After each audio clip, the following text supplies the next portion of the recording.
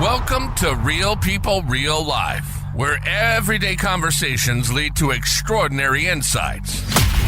We're all about digging into the lives of regular people who've achieved success on their own terms.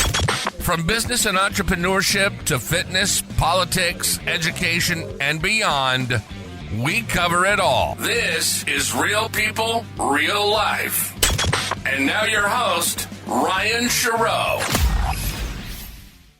Ted! Yes, sir. Been excited about this. This is going to be a lot of fun. I think that the audience is going to have a fantastic experience with this, and here's why. I've known you for 47 years. We've grew up together. We have seen successes, failures, all sorts of craziness in our lives, ups and downs. Yep. As you know, I was from San Diego for quite a while. Grew up in California and bounced around a little bit, but ended up settling in the Green Bay area, and I love a lot of the natural aspects of it. You know, it's not too far from countryside, woods, lakes, ice fishing, regular fishing, you name it. I think great secret of Wisconsin is during the summertime, it's like Florida. It just comes alive. Like the daylight hours are obviously pretty impressive. The amount of stuff that grows and how fast kind of blows your mind when you watch it. People from Wisconsin, you don't really see them leave too often. You don't see too many of the Wisconsin license plates everywhere around the country because I think it's kind of a best kept secret that it's that's a true statement. Yeah. It's its own vacation center in a lot of ways, and so I think I don't mean to blow the lid off of it, but it's one of the better kept secrets. The place is pretty amazing, actually. Very cool. So you grew up, obviously. Well, we grew up, and I don't know if anybody knows this, but we grew up in San Jose, California, the heart of Silicon Valley, basically. Yep. You're a Gen Xer just like I am, a 1972 baby. Yep. First memory of Ryan was about 5 years old. Down the street, there's a moving truck 7 houses down on the other side of the street, and kid walking around. Looked like about my age. So, you know, when you're that age, you're like, I wonder what's going on. And ended up becoming best friends. And basically, 12, 13 years on the same street straight? See here, 5 years. I moved out at 18. Yeah. So, it's pretty accurate. Good long run as kids. You don't get more stability than that. No, it really is. What's interesting, though, we never went to the same school, but 1 year. Yeah, it's hilarious. My parents got in trouble in elementary school. What'd you do? Well, I lit firecrackers. How old were you? I was third grade. So third grade, I got in trouble twice. Once hopping the fence, trying to throw a bicycle over the locked gate because they were late opening it. So I got creative and efficient and wanted to kind of streamline the going home process for my friends.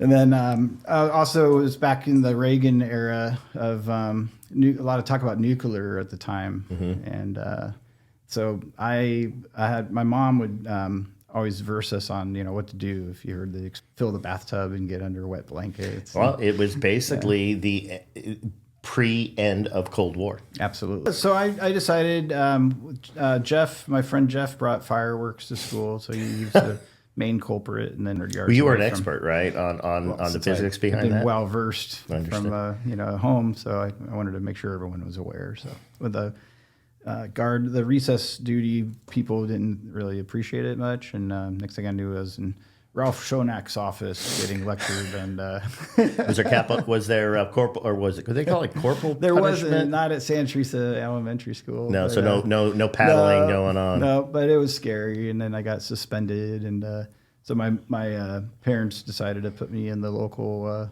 Christian Trinity Lutheran school, and at the same time, if I remember right, you were going to private schools. Yes, I was born on a Sunday. I always say I was born on the pew. Very religious parents, church religiously Sundays. And then they enrolled. The church that we went to had a school as well. So from first grade on, I was in a private school. Yeah. Let me backtrack that. First grade through 8th grade, I was in private school. Then I pleaded with my parents I wanted to go to the local high school, public school, and they conceded. And my first year in public school was my freshman year. Yeah. Yeah, it's interesting. So I continued on through the Lutheran school, then Episcopal school, then Catholic high school, and really, honestly, in hindsight, just blundering my way along. Like I had no agenda. I wasn't youngest kid, which tends to lend itself to taking things for granted a little bit more. That's not a guarantee, obviously, but I was definitely a happy-go-lucky. Everything will work out. No agenda, wing it. Wasn't into academics. I wasn't really into schoolwork. Partied a little bit every chance I got. Brother and his friends were great to hang out with, being younger, looking up to all them. Mm-hmm. And so I just kind of got myself in a lot of trouble. I was kind of the kid, anyone came up with an idea, I would generally do it. And most people I learned are idea people, and I kind of learned at least I was more of an implementer. And just didn't, no reason not to. What could go wrong, Sure. Happy-go-lucky. And well, that sounds like a practical, good idea. And so I ended up... An implementer or instigator? Well, I think I was more of an implementer. Okay. It's like, so you'd actually create a plan. Well, yeah, let's go in there and steal something, and I would go just do it, or let's break something, or let's whatever it was. And in high school, it was the Catholic high school. They outlawed or banned senior pranks, and so that's a great way to get senior pranks, right? Senior pranks going. You would think, but everyone seemed like really compliant with this whole. There's just not going to be a prank because it's banned this year. And so I was astounded. I was a junior, so I just couldn't imagine a scenario. Well, there was no ban on junior pranks, was there? Correct. Oh, Correct. I see. Yeah, so I got the genius idea to do the senior prank for the seniors. And my idea was to chop the tree down in the middle of campus, huge tree. And hopefully statute of limitations, I can't get in trouble for going public with it, but... They basically calculated the cost to replace this massive tree. So, rather than dispose of the tree, which had its own expense, but then also what would it take to replace it with like tree? So that ended up being like a $30,000 offense in like 1989 or whatever year it was. So they were rabidly trying to find the culprit. It went in the yearbook. I got called in to the behavior office multiple times. And fortunately, I had done it just solo. So my story was I was unpopular, and it was a rumor that's impossible that I did that. And the seniors all had it out for me, so they all collectively decided to just throw me under the bus.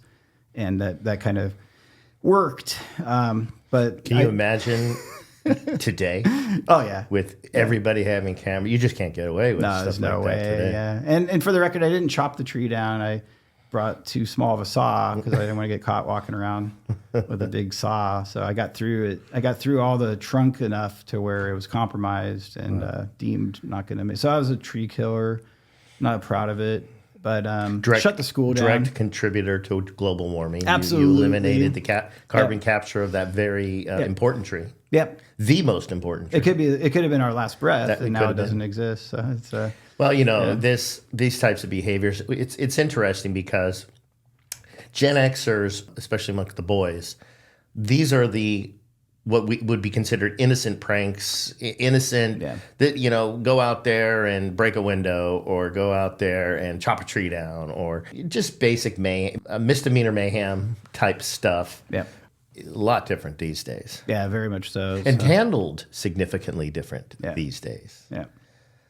But I did not want to return to that school, so made a similar change at that point. Yeah, and that would be our senior year, where we both only year we ever spent the same year in high school. Yeah. So what I want to do is go back a little bit now, because you touched on being the youngest. Yes. So I want to get into a little bit of the family dynamics there, and especially for the youngest in a family. I'm the second oldest, so I didn't have that same dynamic. I saw some of that with my younger sister. Yeah. So my sister was the youngest, but I never had that dynamic. So what was your family structure? So very much ideal, stereotypical nuclear family where mother and father married, and older sister who was 8 years older than me, and a brother 3 years older than me. Family of 5. Father worked, mother stayed at home. Very traditional middle-class lifestyle. San Jose, California at the time. It was definitely pre-Silicon Valley boom, early Yes. on, and I think that ensued more when we were in high school. I was kind of in the beginning, like major growth aspect of the area, because by the time we had moved out, and in the 20s and on, it just blew up into like a Los Angeles type area with all the freeways and congestion, and it's a whole different city now. Yeah, I get that lost. part of town. I've visited a few times, and Yeah. I mean, I grew up there. Yeah. We traversed that city on bike, on foot, running. I get lost. Yeah, it's disorienting and different. So the hills have some of the same aspects, and it's something I think San Jose foothills, southern ranch, like San Teresa Park, Rancho San Teresa, Almaden Valley, all that, managed to preserve some of the natural aspects, best of my knowledge. But The last time I was there, yes, they turned it into a park and pay park. yeah, I think with the growth there may have been the only way to preserve it and regulate it. The trails and, all the places that we used to hang out are still there. Yeah. A typical day for us was just full of adventure. agreed. I don't know that we ever took that for granted. I felt always excited about the Saturday that I was able to go over to Ted's house and spend the day, and we always had a full agenda. Yeah. I mean, whether it was take the bus to the mall or we would take the bus to Great America sometimes. We would collect Coke cans that had like discount coupons on it and scrounge up whatever money we could, washing cars or doing whatever, and end up going Great America or the mall. Riding bikes, though, was definitely the hallmark. I mean, we went everywhere. So miles and miles. Yeah. Growing up, Gen Xer, your bike was a status symbol. Yep. I had a Huffy Yep. with a banana seat. Yeah. And that was my 4-inch cranks. So, I got to pedal 1,000 miles an hour to go 1 mile an hour. Yeah. I think it even may have had streamers on it. And I'm not even sure if it was defined as a boy or a girl bike. I don't remember. Yeah. For those that don't know, because I don't know if they even do it now, the boys' bike had a bar right across it so you can crack your nuts. Yeah, it makes no sense. Which makes no sense. And the girls' bike didn't have it. So I was always a confusing thing for me. Yeah.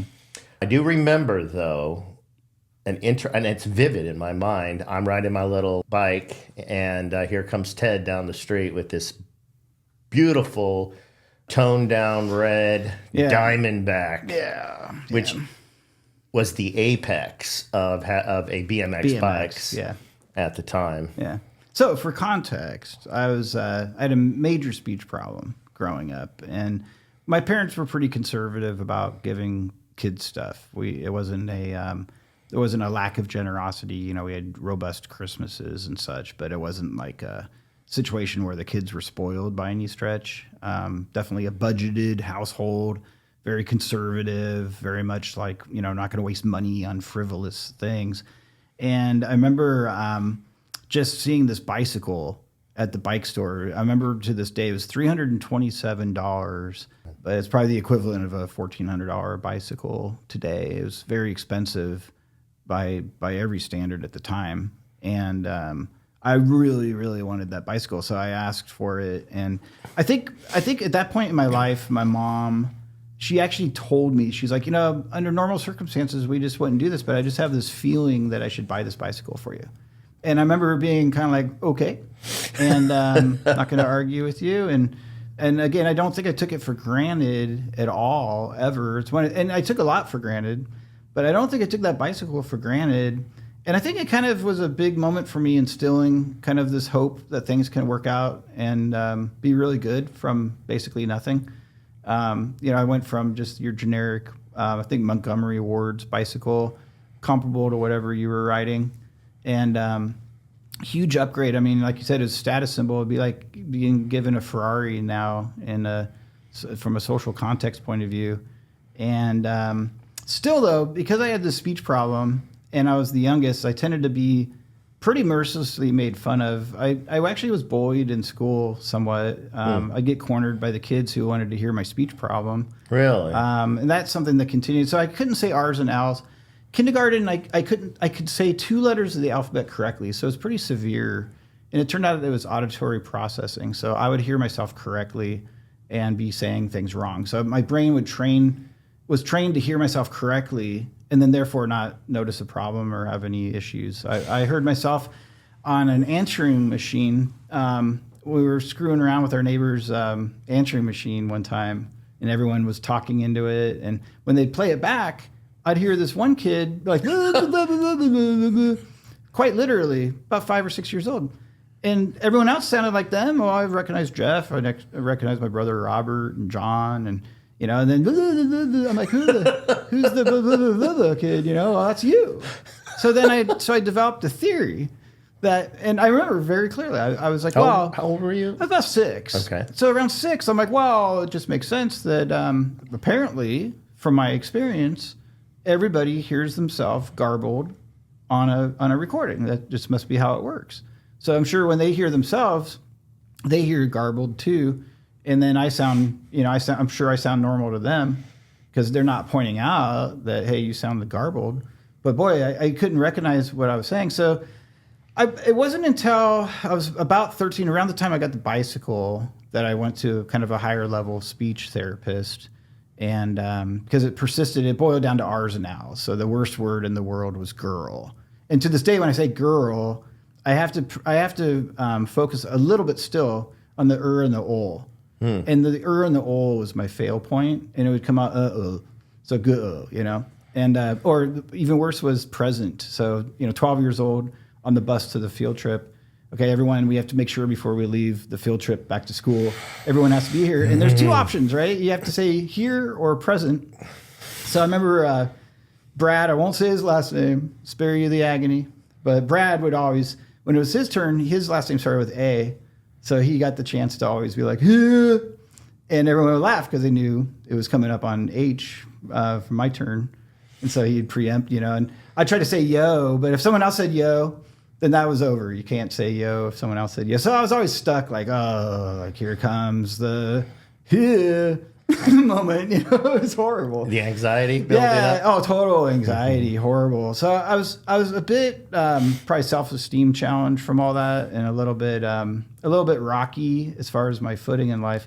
At speech therapy, they taught me how to speak correctly, and I spent probably a year sounding incorrect to myself. So I had to do the reverse and trust that I was saying it correctly. So it sounded wrong. Yeah, it sounded wrong. So if the waitress said, "What do you want for lunch?" and I said hamburger, it sounded like hamburger when I was saying it correctly for some time, and I really had to focus on that and trusting that sounded like to you, even though it still sounded for an extended period of time like to me. So hamburger was, and I knew that the way I shaped in my mouth and the way I was enunciating and the way I positioned, like everything was saying And if I played a recording, I could hear it correctly. But for a while, it was kind of the reverse. I had to sound incorrect to myself. So again, to this day, when I say girl, it sounds a little bit still wrong to me. And I still have a little bit of that vestige of whatever processing issue I grew up with. But the bike was like a triumph. I could care less at that point when I was made fun of. I could care less. Everyone's like, oh, you're an idiot because you picked a bike. Who gets a bike with red rims, red handlebars, and a red frame? No one does like all red. And I was like, you know what? I don't care because this was a defining moment where I got something. And I was supremely confident in how awesome it was. Something that, from my perspective, there's 2 things I want to go. I want to start with the speech therapy, and then I'm going to go to the bike. With the speech therapy, I met you when I was 5. Yeah. I never heard it. Yeah. Okay, so I never even knew that you had a speech impediment. My brain I just understood you. It's almost living with someone with an accent and you don't hear it. Yeah. I'll never forget a year after I met you or something, you came over to the house, and afterwards my mom says, I can't understand your friend. Mm-hmm. I said, what do you mean? He says, he's got a really bad speech problem. And I said, well, I could not understand that. I said, no, he doesn't. Yeah. And, 6-year-old kid at the time, not going to argue, but I was so confused. I said, man, I thought my mom had a problem. Like, I don't hear anything, any of this. Yeah. And then when you said you were going, I remember vividly that you were going to get speech therapy. And and by that time, we had talked about a little bit of that. I still never heard it. Yeah. And it's, to this day, I still can't recall any time in my childhood. Now, regarding the bike, I vividly remember seeing you ride down the street in that bike. Yeah. And two things, I could tell it was a Diamondback, and yes, it was all red, including the rims. Yep, two tones. And your level of confidence really was inspiring. I'm like, yeah, that's kick ass, man. You don't give a shit, man. And it's just like, I'm checking my bike out. And at the time, you either had, well, first of all, if you were cool, you had a black bike with chrome rims, chrome ollie, and you were the shit. And then some people had chromed out bikes, but you didn't have a color bike. Yeah. I think Mongoose had a cool blue bike. Yeah, maybe. Mongoose, a guy around the corner on Bodega Way had the Mongoose. Blue bike, right? He was always showing off his Mongoose. And he was the first to have it, right? Yep. Which was funny because it was such a great status symbol, but he didn't ever socialize with anybody. Yeah. It was a very interesting guy. Yeah, it's true, yeah. Yeah, he would ride by. I'd just ride by, look at us on a daily basis, but never engage. Yeah, and he's one that made fun of the Diamondback, so... You obviously never note, and you never you took it as a point of pride. I sensed that even as a young kid. I went to my parents then for my birthday. I said, I got to get myself a new bike. Okay, cool. So Kmart, which is our Walmart, and I said, no, I want a Diamondback. Yeah. So I'll never forget that. Well, let's go see. And there was this store called Road Bike, and so I went there with my parents, and I picked out a black Diamondback. So there was different versions, and their cheap version was called a Viper. Yeah. And the Diamondback was plus $300. Yep. And my dad looked at that and said, who the hell would ever buy their kid? I'm not paying $300 and some odd dollars for a bike. Normally my parents would have done the same thing. So that was, so from my point of view, it's like, I remember you wanted a Diamondback. I wanted you to get a Diamondback. And so, the Diamondback, the high-end Diamondbacks were, I think at the time, American-made, and they were just starting to outsource Chinese-made bicycles with the same stickers. Taiwan or China? Oh, you know what? It was not. Or were they? I don't even know. Yeah, overseas for sure. Different manufacturing style, and the difference was the high-end Mongooses and Diamondbacks at the time were actually built for high stress jumps and BMX tracks, and they were light. So my bicycle, I think, was like 27 pounds. It was like unprecedented, one of the lightest bicycles. And the chrome alloy rims had flex to it. The frame was sturdier. And the outsourced bicycles were steel and probably a 65, 70-pound bicycle. At least twice the weight. Clunky. Yeah. They didn't have the same components on the cranks. So I remember it's kind of the opposite reaction that you had to my bicycle. I remember it wasn't a and that was cool about us. Like, we didn't make fun of each other. We were tight, and we had each other's back. And so from my point of view, it's like, oh no, it's like, because I could see it. You could just see it. It didn't have the same 3-piece cranks that everyone was bragging about. Didn't have the chrome alloy rims. And the second you went to pick it up, it's like, holy good. I mean, the thing was a freaking boat anchor, So my dad looks and goes, why is this one $150? I remember it was $150. Yeah. And he says, well, it's the same thing. And I said, it's it doesn't say Diamondback on the front. It says Viper. Yeah. So my dad talked to the sales rep. I wasn't involved in the conversation. I'm just checking the bikes out. What do I care? I just wanted a Diamondback. So I remember my dad telling me, he says, we'll get this for your birthday, but you're going to pay for half. Oh, wow. Okay. I think I actually have a picture of myself with it, and I look like I'm probably around 10 or 11 years old. Does that sound about right? Sounds about right. Yeah, so I got it for my birthday. They did not make me pay for half, as I recall, because where the hell am I going to get $75 at 10 years old? Mm-hmm. But they bought it for me, and I just loved it. And never one time did you look it over and go, well, that's not like my bike. I don't ever recall that. It was just so cool. We had 2 Diamondbacks. We had the black and the red, and we took pride in riding those things around. Later, the interesting thing is I met a guy who was an actual BMX bike racer, and he looks at it and goes, oh, man, this thing's all wrong. Yeah. You need 3-piece cranks. First thing he says to me. So we go to road bike. Now this time I'm probably 14-ish. I had 13, some money. I'm doing side jobs. I was always doing something, right? Trying to make a little extra money. And we went down to road bike, and I bought the cranks, and I put them in there. And I remember this too. The bike had the back brake, Oh, where you that's kick right. the back Instead of brake. the hand brakes. My dad Yeah. would not do the bike with the handbrake because he Yeah. just thought it's too much of a failure Yeah, was point. it freewheel or freestyle? Freestyle? Well, you basically, as you rode, Yeah. you would push the cranks backwards. I don't even know if they make bikes like this. And I mean, maybe for kids. Yeah, Actually, for the little brakes. kid bikes have brakes, hand think brakes so. everywhere. Oh, you okay. actually kick the wheels, the cranks backwards, and it would literally lock up the back tire. We see how far we can skid and all of these kind of things. Yep. So I went and I put the three piece cranks on, and I also bought a braking kit because it actually had the little mount. Yeah. For the braking kit. So I put the braking kit on there, and then I remembered I took the guts. I took the guts of the back wheel apart, and all these little. There's so many pieces in there. I couldn't believe it. So I'm trying to figure out the way it worked, and and it eventually did. I eventually figured out that I can get forward motion, and then I can spin it backwards. But I was pretty freaked out because it took me a few days, and I had all these parts, and eventually, trial and error, I got it to work. Yeah. Sort of. Every once in a while, it would lock up. lock up.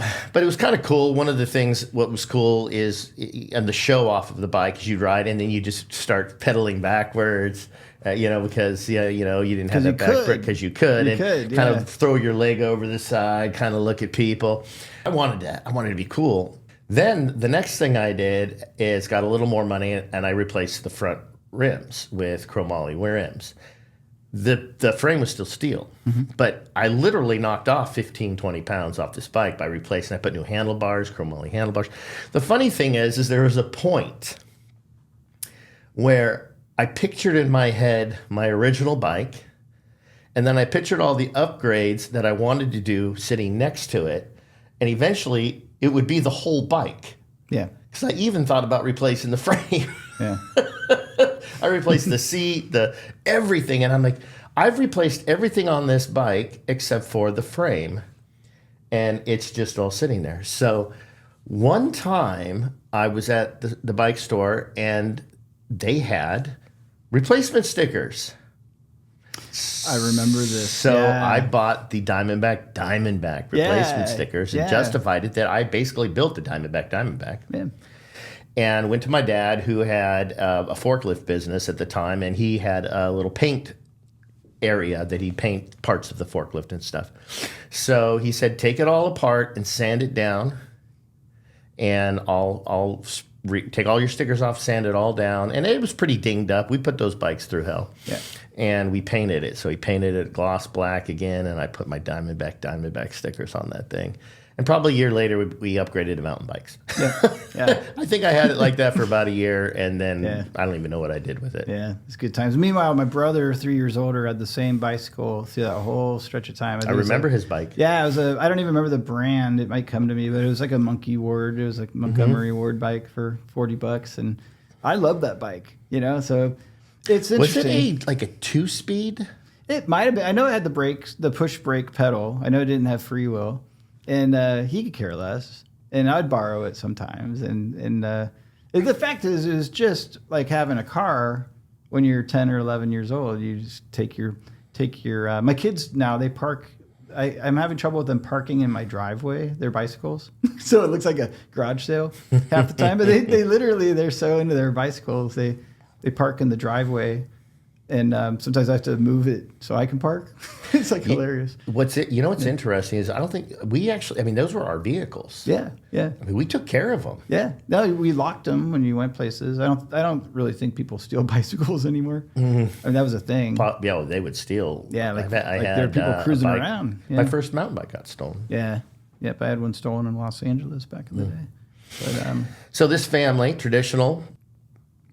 Your family, so we spent a lot of time together, but what's interesting is I spent 90% of my time, if not more, with you and significant amount of time with your family versus you didn't spend hardly any time. I mean, there was times you would spend. A couple birthday parties. A couple birthday, but you weren't, my parents didn't invite people over for dinner, and they didn't, none of that stuff. And our dinner table was, hey, Dad's had a really difficult day at work. I grew up in a traditional family too, where Dad worked, Mom stayed at home. And so, we were there. It was very functional. Dinner was functional. This is the food mom prepared. We eat it quietly. We don't want to piss off Dad. And if Dad has something to say, we listen. And that was about it. Yeah. Early on, I get invited over to your house for dinner, which I had never been invited to somebody's house for dinner. And I was shocked in a good way of the dynamics. Talk about the dinner table of your family growing up. Yeah, it was very conversational. So, but most of the time, everyone would be asked how their day was. So it was definitely considered a family check-in point. It was definitely considered a touch base point. If nothing else happened, family dinner happened, and there was going to be a cordial connection point between everybody. So generally, it was, how was your day? What's going on? Everyone kind of got a turn. And then I'd say 9 times out of 10, it morphed into some sort of conversation about news of the day or science subject or something at school that turned into a broader conversation. So it's pretty lively as far as debate and input. My dad generally conversed pretty well with both my sister and my brother as I was growing up. So that was kind of a thing where they had like pretty serious, good connection on that level. And but we all participated. We had the encyclopedia set, so a lot of times the dictionary would come out and we'd check what something actually means, or look up something in encyclopedia to get the historical context on whatever conversation we're having. And I think today it'd be the equivalent would be if you're internet searching stuff, fact checking and digging into things deeper. This is a encyclopedia concept that is extinct in the millennials, the Gen Zers, and of course the Office. They don't have a concept. It was something that people went door to door to sell. Yeah, it was the internet in books. It was the internet in books. Yeah, if you didn't have the most current one, you might not know something that happened 2 years ago. That's correct. So, but it was fascinating. I loved encyclopedias. Yeah, you do a school report. First thing you do is check the encyclopedia, and in academia, it was like, well, it's kind of like Wikipedia, and aptly named, right? Wikipedia is pretty reliable for a general overview. You're not going to stake your reputation or your professional credentials on a Wikipedia search, but you're going to get the general gist of something. You're going to get the dates and the kind of the parameters of what the subject is. So if you wanted to know pretty much anything, you had A through Z encyclopedia set. And you'd focus on the S section, right? A couple times as you got older. Well, sex and things like this. Yeah, like I wonder. Yeah, you start looking up at 12, 13. What's this S section? Yeah, the S was always missing from the shop. Got the S tucked under the bed. But it was about 2 feet wide, and pretty much a book for every letter. I think they maybe doubled up on W or something. Something not too many, but totally interesting. Yeah, I found it extremely. I was mesmerized. I would say when I was younger, going to dinner, and I went to dinner there a lot. Yeah, I was an audience member. Did not know what to do when engaged. So I would, typical, I don't know, but I was so intrigued of watching this dynamic. And then the really cool thing is, as we got older, you became less of an audience member, and you were involved heavily in some of this debate, and your opinion was listened to from especially, I would say, 10 years and up. It's like your dad is paying attention to what a 10-year-old thinks about the presidential election or these policies or just current events in society or religion, science. I was like, I have thoughts on that too. Yeah. And over time, I felt very free to express some of this storm that has been in my head since I was a very young kid, and these thoughts and constant questions. Yeah. And I was able to table it. But what was great, it was not a situation. Your opinion was accepted, but challenged. Yeah. So critical thinking was heavily influenced, and it was demanded. It was demanded. It was demanded in that environment. Yeah. So I think my parents both.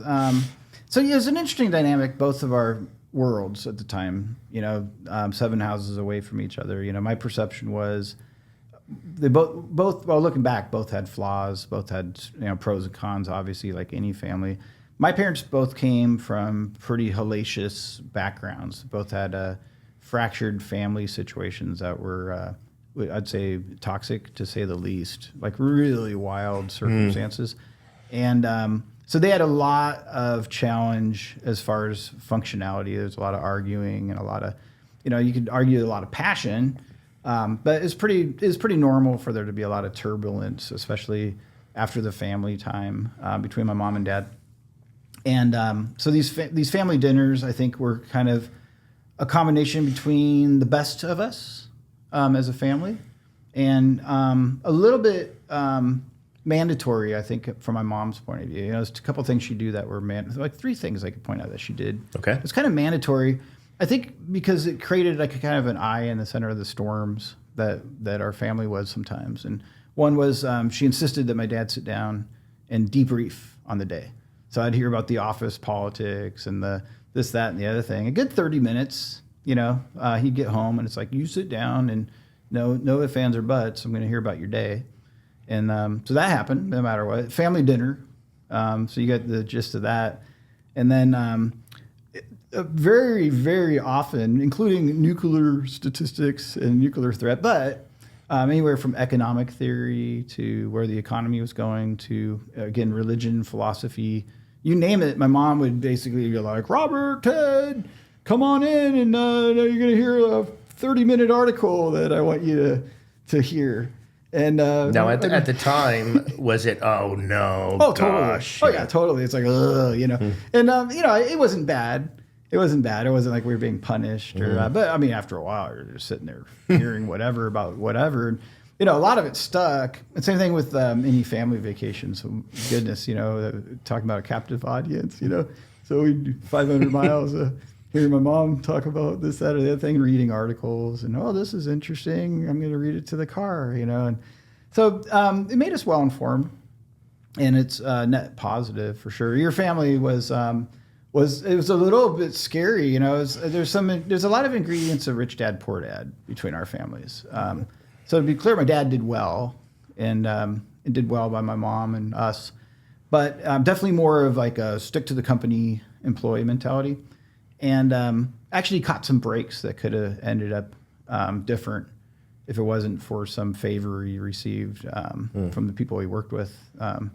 But your dad was very much like, do it yourself, teach my kids how to work, learn the economics. So just so everyone knows, and you were very often working with your dad, and I would had a vantage point if the pruning of the neighbor's trees was just right. I could look out the corner of my window to see if the brown truck was parked in front, and there was a couple trucks over the years, but I could see if your truck was there or not. And if it wasn't, I was like, oh man, he's probably stuck for the next 8, 9, 10 hours, and minimum. So while you were being taught to change spark plugs on trucks, and my dad was very much like, don't touch the tools.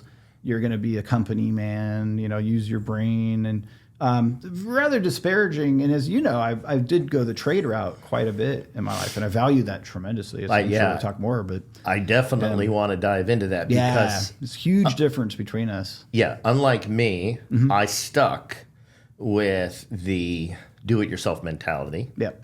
I've mentioned in a previous podcast, I think I did maybe 6 months of college, a community college. I had an idea I wanted to be a scientist, but realized that I didn't have what it took. I had the movie concept of scientists with petri dishes and test tubes and things blowing up when 90% of it is research and note taking, and I had no aptitude for that. Yeah. Yeah, I would say probably, off and on since I was 5. The very first time my dad took me to work with him, he was a chief engineer. He worked for a company where he was on call 24 hours, and the call came in around 7 o'clock at night, and it's before we moved to that street, and he says, "Come on, Ryan, let's go. we're going to go. I'm going to show you where I work. And it was just so exciting. Got to see where he worked. It was really neat. From my perspective, and most kids at that age, dad disappears, goes to this place called work. And 10 hours later, he shows back up. And okay, what is this thing called work? I thought it was pretty neat. But then the frequency of that started to increase. And the novelty started to decrease quite significantly, especially when I met you. And you're in school, and I would say probably 10 years old and up. In the summertime, I was probably going to work with my dad 50% of the time. Yeah, maybe more. Yeah, if not more. Yeah. I dreamed of rainy days. Yeah. When it was raining, the excitement was thrilled, and we learned. What was great is how to maximize rainy days, and we'll go into that. Okay. With the fort and things like that. Oh yeah, but for sure. Yeah, just fun things that Gen Xers did. The push for like college, and traditional education was never a conversation in the household. Yeah. But the concept of being able to make money and how to do it was a great education. My dad was self-employed pretty much my whole life. Yeah. I learned a lot from that. And total opposite on my end. So if I went to fix my bicycle, my dad would be like, "Here, get me the wrench," and I'd come back and it was fixed. And so I'd have to try to do things, hide it a little bit if I wanted to do something mechanical. But the assumption was, and the ideology for sure was that you go to college and then things work out for you. There wasn't really even the caveat of, and you have to work hard and you have to have a decent work ethic. I don't know if it was assumed, but it certainly wasn't taught or emphasized as a thing. So I literally had this kind of happy-go-lucky skate along. Everything's gonna be fine. Add insult to injury. Little side note, but I've an older sister who's done tremendously well, but at the time had made it very clear that the way she was pushed and such, just wanted to get the heck out of Dodge. And she went to college as far away as humanly possible, upstate New York. That's common though for a lot of kids common. Get the opportunity to go to college. Let's get the hell out of here. Yeah, but a byproduct was my parents really, I think it rattled their cage. Like, maybe we push too hard, and maybe you don't have to be such a straight A student and such a, so they really slackened the message quite a bit. It really blows my mind. But the expectation was made very clear to me that I had to get a 3.0 average minimum. Now, to me, that sounds awful. I can't imagine even allowing my kids a 3.0 average. I mean, like, what the heck? I mean, that's a B average. And to set that as an allowable standard to me, if someone falls to that, or if somebody really did their best and gets a C plus average, and you can just tell they're sincere and they're struggling, and it's not the grade point average, it's the push and expectation for excellence that stopped. Sure. Completely. You were shooting for a number. You're just shooting for a number. Oh, and in my mind, I was very much like, well, if that's all I got to get, that's all I got to get. And I was told, I was also told, if you end up selling nails at the hardware store and you're happy, that's fine. And that kind of became the baseline message: is there's no way in the world you're going to turn a wrench. No way. Like, that's horrible. Use your brain. I never got the no way you're going to college. Yeah. But anytime college, especially in high school, where from 9th grade, the doctrine in public school specifically, because I went to public school the whole time. I'm not sure how it was in private for your first 3 years, but the doctrine is a constant reminder that what you're doing is necessary to get into the best college possible. Yeah. There were some elective classes, but they pretty much were shut down, I would say, within a couple, 2 or 3 years after I graduated. Yeah. And, maybe my sophomore year, I started saying, hey, they're really talking about colleges. Everybody that all my friends, they're talking about this school and that school. And I never got the, well, you're not going to college thing. It's a waste of time. What I would get is the lecture on, yes, they're going to go spend all of this money. You realize that if you got a skilled trade, Yeah. you could earn during that same 4 years that they're working and be a journeyman at the end, Yeah. and be making more money at the end of that 4 years without any debt than they had. And for me, somebody who was around, hey, your time must be reimbursed with physical dollars. Okay. Okay. That was the focus. Yeah. So if I'm putting in an effort, I must see an immediate return Okay. in physical dollars. Yeah. Rather than if I'm putting in an effort, I'm seeing a mental return in education. Now, the process did obviously increase my knowledge, but the focus and my focus was, hey, I need maximum effort, maximum return. Yeah. And later on, early in my entrepreneurial career, I was going to be the richest man in the graveyard. That was my whole goal. Yeah. Without actually saying it, but when I look back on it, it's like, that's not enough maximum effort. I need more. Yeah. Give me more. Yeah. Come on, Scotty. Can you get me any more power? It's all she's got. I said, she's got some more. I mean, I put myself in the hospital. Got to get more power. Exactly. Yeah. And I would look and go, wow, I made this much money this week. I need to make twice that. Yeah. It's not sustainable. It's not healthy. And as I looked back, as I got more wise, is okay, yeah, definitely was going to be the richest man in the graveyard. That was my whole focus. Yeah. Different focus, though. The best lecture I ever got was from your dad about college. I made a comment. I was probably a junior now, and fully convinced now that it was not going to be what I was going to do. And as a teenager, now I was defensive when school counselors were saying, we haven't picked a college. Why aren't you going to college? And I said some flippant comment to your dad about, he was talking about your mom and how educated she was, and she was extremely educated. I believe she went to UC Santa Barbara. Yeah. And her life was spent learning. But I made a comment about, but she couldn't freaking turn a wrench if she had to save her life, or something really rude. Yeah. And your dad just stopped, stared at me, and said, if I told her to rebuild an engine today, she wouldn't be able to do it.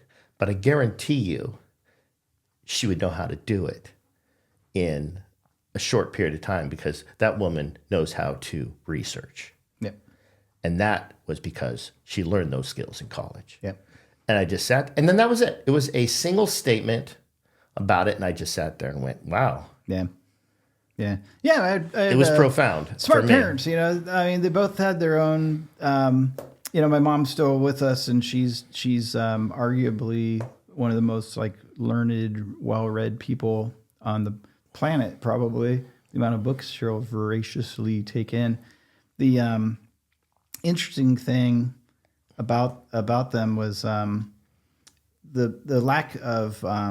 I think what's interesting, we were talking about this before, is lack of structured as far as financial structure.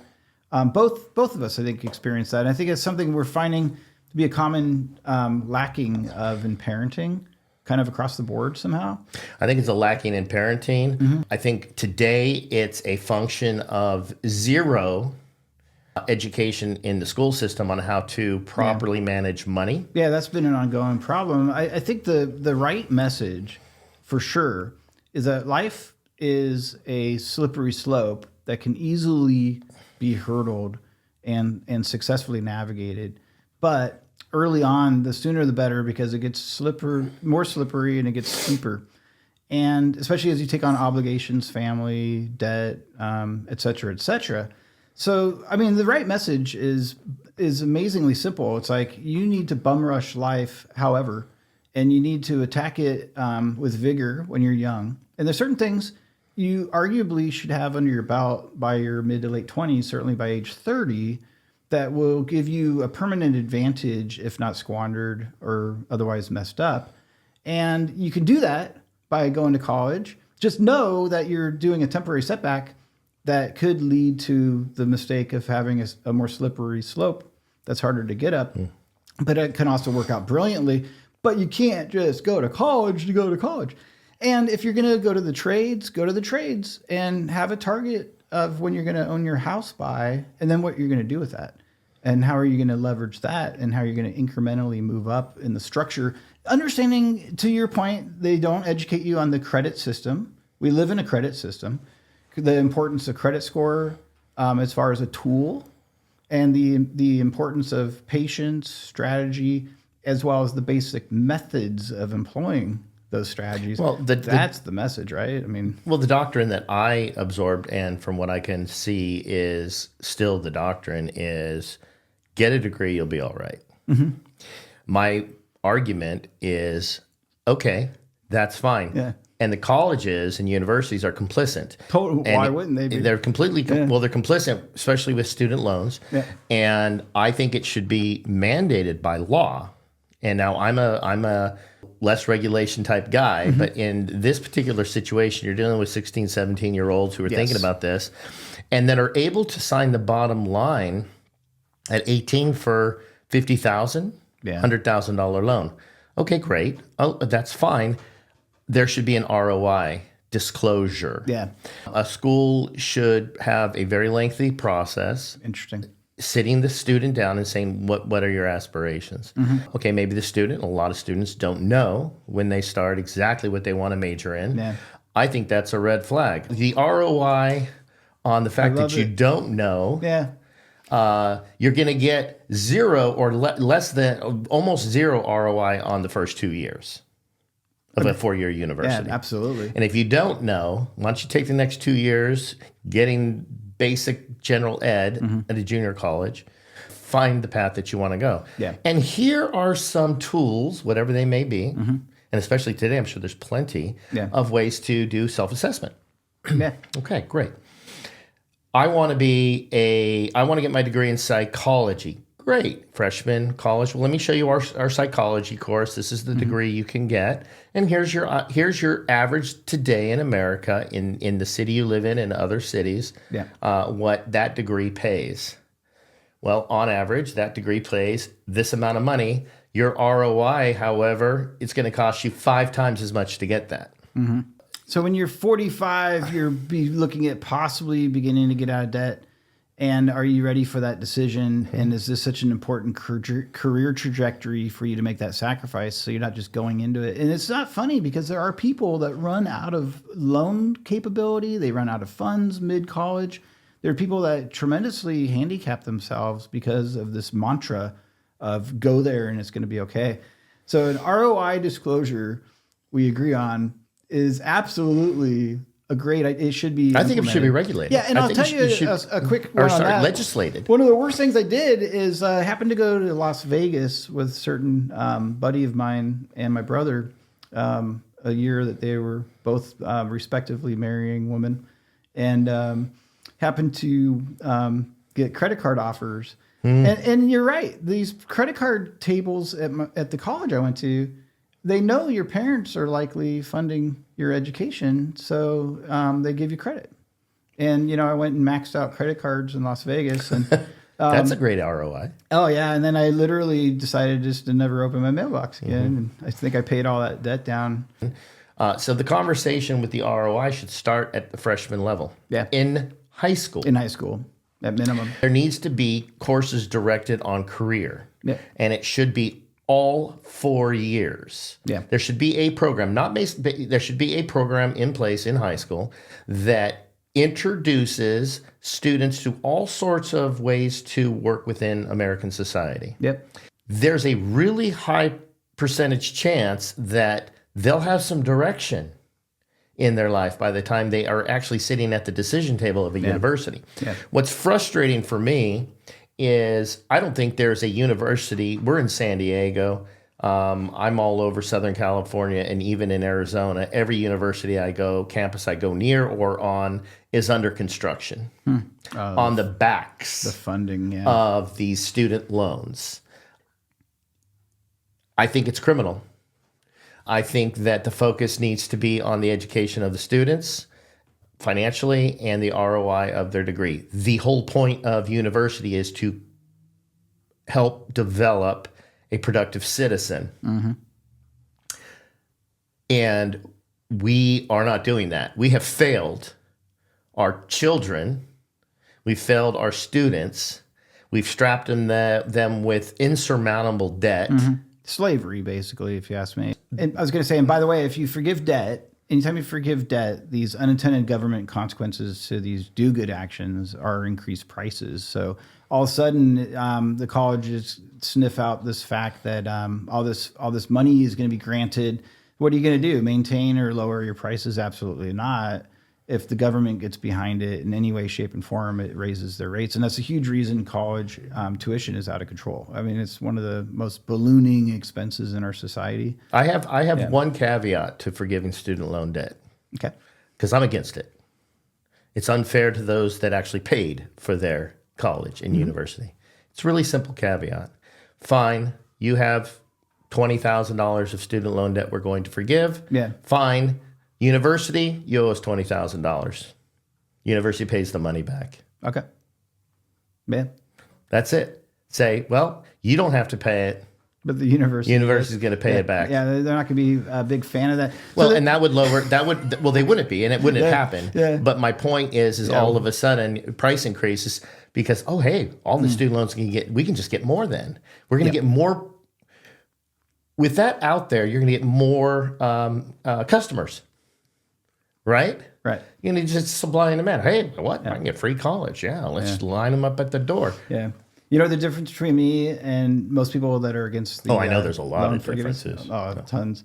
But the difference between me and most people that are against the loan forgiveness is that I'm super nice about it. Like, hey, I get you want your loan forgiven, but no. And everyone else seems to be like, no way, it's unfair. I'm like, yeah, it's unfair, but I can just be nice about it, you know? It's like, no way. It's a great sounding idea. It's wonderful. God, I wish I could just give everyone stuff for free, and I wish it could magically happen. But there's economics and there's reality, and so I'm super nice about it. I don't get mad when I hear it. I'm passionate about reality, but I don't get overly emotional. Of course, everyone wants their loans forgiven. It doesn't build character. Okay? It doesn't, yeah. Character is built through hard work and determination. And when you earn something, so one of the ways I define value, and it's pretty synonymous with modern economics, is value is determined based on how difficult or how much energy you must input in order to get the output. Okay, so the more energy required, and you can define that with hard work or time and a whole bunch, but the more input that you have to do for something, the more valuable it is. The output's more valuable. I use a really stupid concept, but if all of a sudden the government tomorrow came out and said, hey, by the way, we're changing from greenbacks, the dollar is no longer our currency, just common United States dirt is our currency. Yeah. And as of today, 1 cup of dirt is equal to an American dollar. Yep. Well, it wouldn't take long before you need 70,000 cups of dirt to get a penny. $1, yeah. Not even $1. Yeah. Agreed. And so why? Yeah. Because the energy input to get it next to nothing. Is next to nothing. Yeah. So your first people would gather up, and this is an important point of economics. And I like to use analogies like seashells. Pick an area of the country where there's no seashells, and initially they're scarce. So your seashell will have value for some time until your kid's in the pickup truck, right? And now they come back with now if they're smart, and by the way, this is the point I think of billionaires is there's so much money. One of the points of having that sort of wealth is making sure that wealth maintains credibility. So it's incredibly complex, but not rocket science. If all the billionaires gave the money away like everyone thinks they should, and there's a certain call for that in some ways. But let's say they did. Let's say that all the billionaires just like, hey, we're going to solve hunger. We're going to solve, do everything that seems like maybe they should, right, on the surface. Then all of a sudden it's the dirt analogy. All of a sudden there's so much money, it loses its value and it backfires and everyone ends up impoverished. The billionaires and the people that were the intended recipients. So there has to be a respect for the currency, and there has to be a recognition of the effort and value, and it has to be handled that way, not because we're mean or because billionaires are mean or greedy. or anything like that. It's out of the necessity for it to maintain its value. And so the dirt analogy is wonderful. The seashell analogy, if the teenagers are smart, they're going to keep a tarp over that bed of seashells. They're not going to tell anyone about the seashells, right? They're not going to give their neighbor a bucket of seashells and their cousin a bucket of seashells. And, they're not going to be seen around town spending the seashells, because real quick that trip became worthless, and now you're going to have big rigs going back and forth. But the analogy is wonderful, and it is key to our economic system that the reason there's inflation is 1,000% because of this influx of dirt. All of a sudden there's more dirt pumped out into society, and it's not that the items are worth more, it's that the money is worth less. Correct. And that's inflation. So that is inflation. Yeah. Agreed. And everybody, especially here in 2024, understands the pain associated with inflation increasing at a rapid rate. Yep. It's destructive. And unfortunately, it does hit people improportionally, because those that are lower on the economic scales are hurt significantly worse than those at the higher end. And if you think it's out of greed, or if you think it's anything other than good intentions, you're wrong. And I remember how good the stimulus money felt, and I remember knowing it was going to cost. I knew. I mean, I don't think most people did, but I remember like, okay, I'm not going to be the lone ranger here and flush it down the toilet to try to, it's not going to make a dent. And and I'll be somewhat hypocritical, and I'll take it, but I wouldn't have approved it. And again, it helped me temporarily, but I knew therein lies the problem with these types of programs, is they're seductive. Yes. Even to most people, they're seductive, even to those that say, oh, this is not the right thing to do. Yeah. Then all of a sudden you have a stack of cash in your hand, and you're saying, well, whatever, what am I getting? How am I going to affect by spending this $700 or whatever it is? Yeah. So and it's designed that way. Yeah. And what was it, Socrates, like a democracy fails when everyone realizes they can vote themselves whatever they want. That's correct. When they can vote themselves a raise or whatever they want. Money's no exception. Of course, we all would like an extra big bag of cash, but back to the seashells and the dirt, it just and if it's not, if the value isn't there, if you haven't had to earn it, you see these stories, Ted, with instant millionaires with lottery winnings. It's systemic in professional sports, where you go from baseline, maybe it's below baseline, maybe it's poverty level. Yes. And a significant amount of people at baseline and poverty level make it into professional sports and win the lottery. Yes. It's I don't have the exact statistics. Somebody can look it up. I do have but it's you guys can look it up. But what's interesting is you go from baseline to below baseline, and all of a sudden you got $500 million. The statistics are terrible about being completely broke or completely destroyed life soon in a short period of time. Another statistic, speaking of money, and then we'll move on to another topic that I'm very interested and excited to talk to you about, is that the misconception that most millionaires have inherited their money. They come from old money. Dave Ramsey, their organization, put together the largest study ever on millionaires in the United States. And almost 80% of all millionaires in the United States started with nothing. Okay. And that's today. So gold is something I'd like to hit on too. So back to the seashell dirt and the value, the having to earn. And a lot of people listening to this, if you're like most people I've talked to, there's a huge fraction of our public that doesn't believe that there's any reason why gold should have value or be used as a currency or money. And they just can dismiss it. It's basically like a paper dollar. It's as fiat as anything. And my argument for considering otherwise, and again, I'm not going to say I'm right, but I think I could make a good case for the fact that after having tried gold prospecting and looked for it in nature, is not like you're going to find it. It's really not. It's really the scarcity when you Google it. I think all the world's above ground gold would fit in a couple Olympic-sized swimming pools maximum. And you talk about platinum and even more scarce metals. You're talking like a basement It's extremely difficult to find. So interestingly and logically, unlike the seashells where you can just get big rigs to the ocean and all of a sudden have, unlimited supply, and unlike dirt where it's basically everywhere, you could argue that the reason gold is a logical choice for a civilization to make it a monetary value is because the amount of effort to earn it through finding it then equates to the amount of effort it takes to build your neighbor's fence, the amount of effort it took to drive your big rig for 500 miles, et cetera, et cetera. It literally is earned through the finding of it and the effort involved in finding it. The energy required. It's actually logical that it would be a currency. It's not an illogical concept. No, it's not at all. The input energy required to find the gold increases a larger value output. Yes, sir. Quite simply. And this is, and a lot of people get very confused on Bitcoin. That is the absolute exact concept of Bitcoin. Bitcoin is a very scarce commodity or whatever you want to call it. Requiring effort. Well, what happens is the first, millions of shares. I think it's 23 million Bitcoin are out there. So it's a limited number, and I could be wrong on that, but it's somewhere in that range. They've recovered, I think, well over 20 million of them.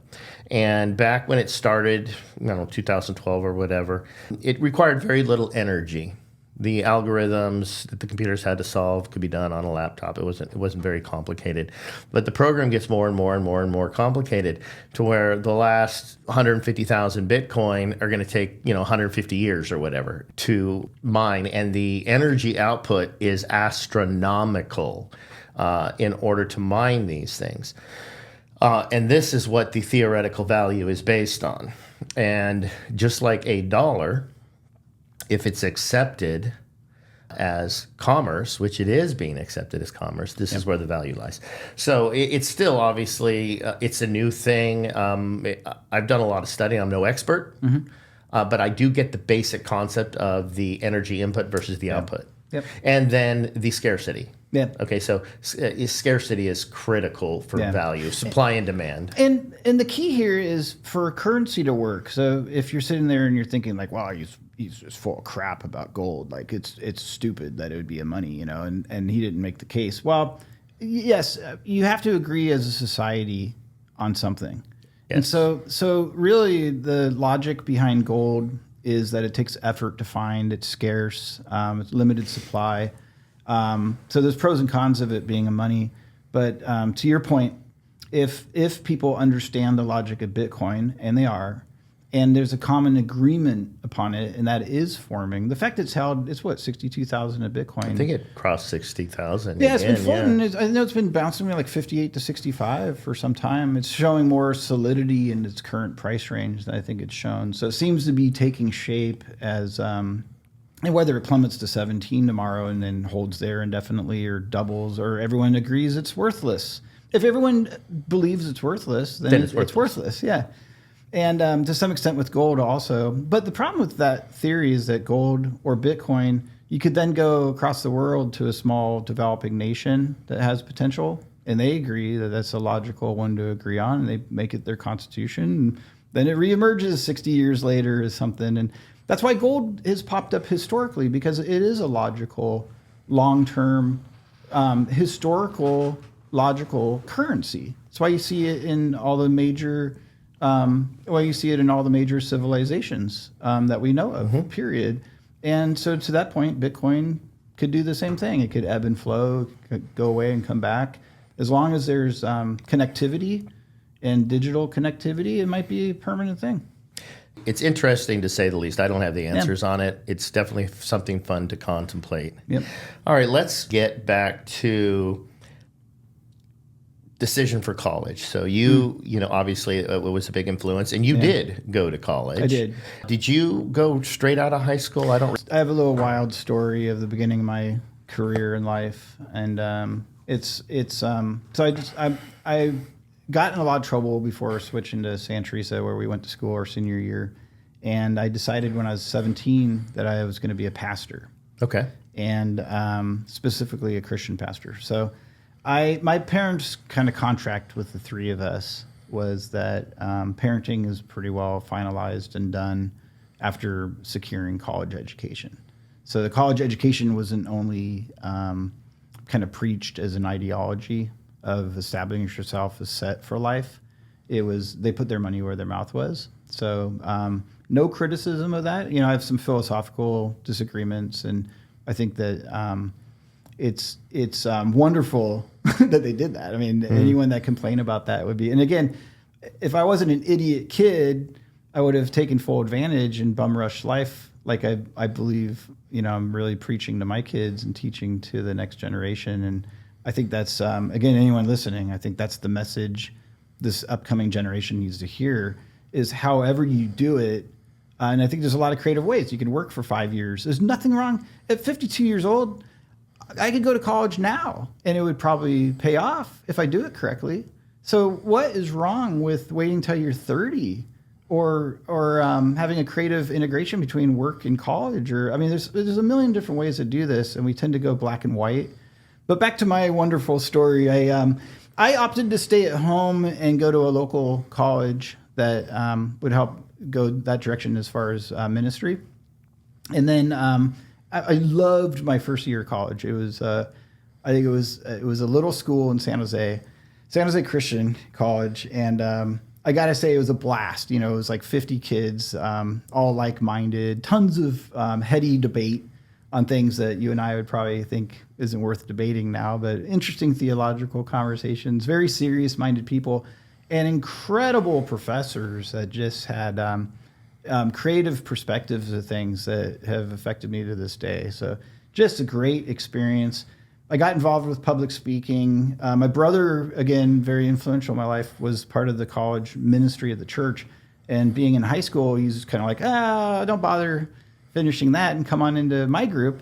Well, I came into that group, and the pastor immediately took me on as someone, like a prospective guy that has potential, and we would meet once a week and kind of a leadership mentor thing. And I learned a lot that way. He ended up getting divorced and fired for being divorced immediately. So it turns out the church had this policy, you can't be a pastor if you're divorced. And this poor guy gets ousted in the middle of the worst possible circumstances you can imagine. And I'm kind of privy to this. So it's kind of a intense, dramatic, really weird situation. But I ended up taking on leadership, basically, of all the messaging and all the programming and all the group functions. Someone played guitar, so he was in charge of like the music. And there was this was at the college. Yeah, this was actually at the church. So they gave me keys to the church. I got an office. I got so I'm basically 18 at this point, and going to my part-time church job. I got a question for you. Yeah. Okay, so at 18, so it sparked it when you said 18. So we both grew up in church. Yeah. It was routine for me. It was what we did. It wasn't profound. It was just part of life. It was normal, yeah. At what point did it go from normal part of life to, wow, I want to, something had to change in your life where it went from this is just what you do to this is really important and I want to dedicate. Yeah. Yeah. So I want to preface it. And again, you know, I'm really sensitive to where people are at today. You know, we're in a more of a non-church culture. We're in a very, people value intellect and again, back to reality. So I've maintained my core beliefs, to be clear. It's something I wouldn't renounce, something that I hold important. I'm not dogmatic in that I feel like it's my job to convince anyone. I don't have ulterior motives. And so I will speak with that qualification, you know, just you're asking about my life and my formation. I was partying at 16 and 17, and I think you might have been part of some of that. Oh yeah. And but I fell in with some dudes that worked at the local restaurant that I had a job at, Sizzler. Three brothers that had all been in three guys that had all been in San Quentin. Oh boy. And one was 22, one was 19, one was 16. I was 16/17. And the 22-year-old and I worked the salad bar at the local steakhouse. And he did the nachos, chicken, French fries. He had the killer job. Yeah, he had the great job, melting cheese and all that. And then I did the actual salad, chocolate mousse, and all that stuff.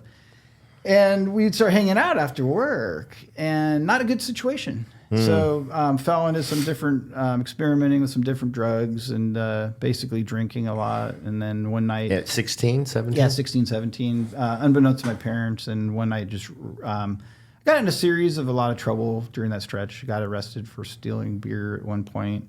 Trying to think what else. But at some point I ended up crashing the mom's car, jumping the fence. So I think you like the sound effects and the, but long story short, I would take this station wagon, Dodge K car, 75 miles an hour, and take these turns as fast as the thing would go.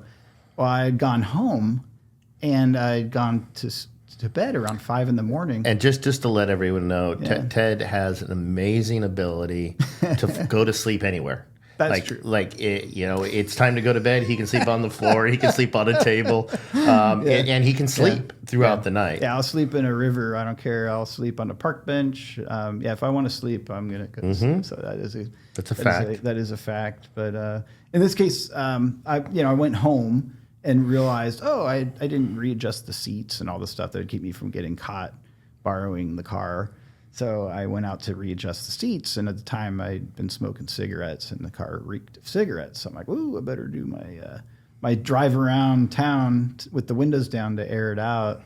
And while I'm at it, I might as well take this turn, as fast as I can, and watch all the indicators turn on from oil sloshing, and So, and that's the last thing I remember. I believe I passed out, and I avoided death probably 8 different ways by Did inches. you say you went through a fence and it was in a field of cows or something? Yeah, so by the numbers, I missed the street sign that has the T-shaped intersection by a foot or two.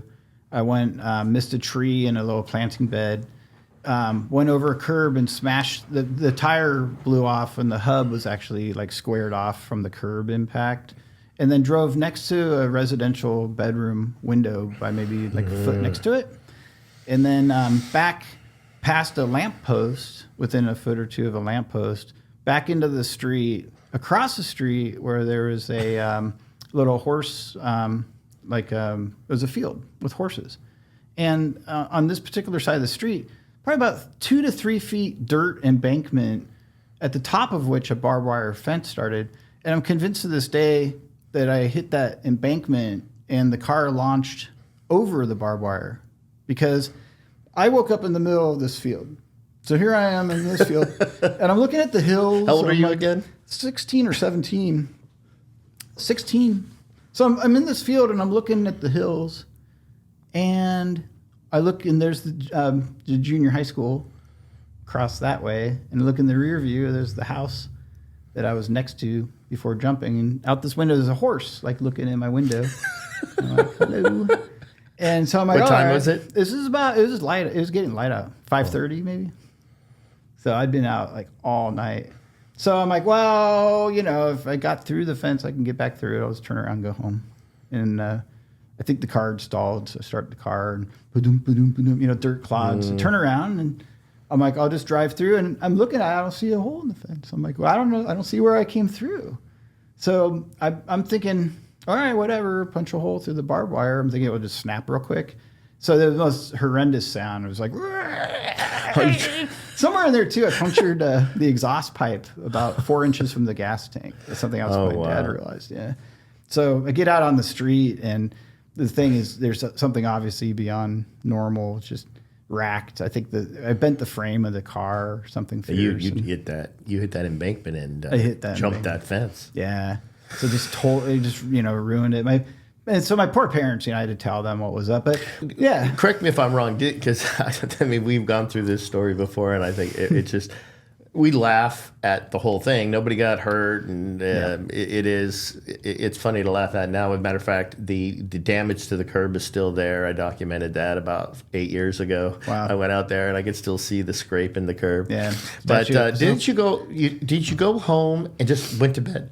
Yes. And then forgot? Like when you woke up, you weren't sure if it actually happened? I was hoping it was a dream, and I thought it was nice. I thought it was possibly a dream. I'm like, that seems kind of far-fetched. At what point did you realize it wasn't? Peeking out the curtains to see if the car was there, and the car wasn't there. And I remember my Dad was out on the porch having a cigarette, and my mom was you could hear the shower going or whatever. Normal Saturday morning. No.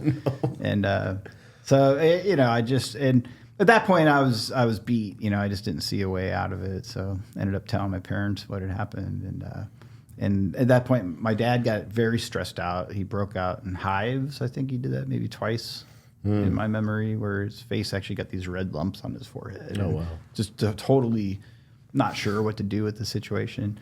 My mom was pretty much like, I'm done with you. And meanwhile, I had to go to court for a beer truck incident where I'd stolen some beer from a beer truck and a bunch of different things. Going back to high school and driving with the police cars behind you.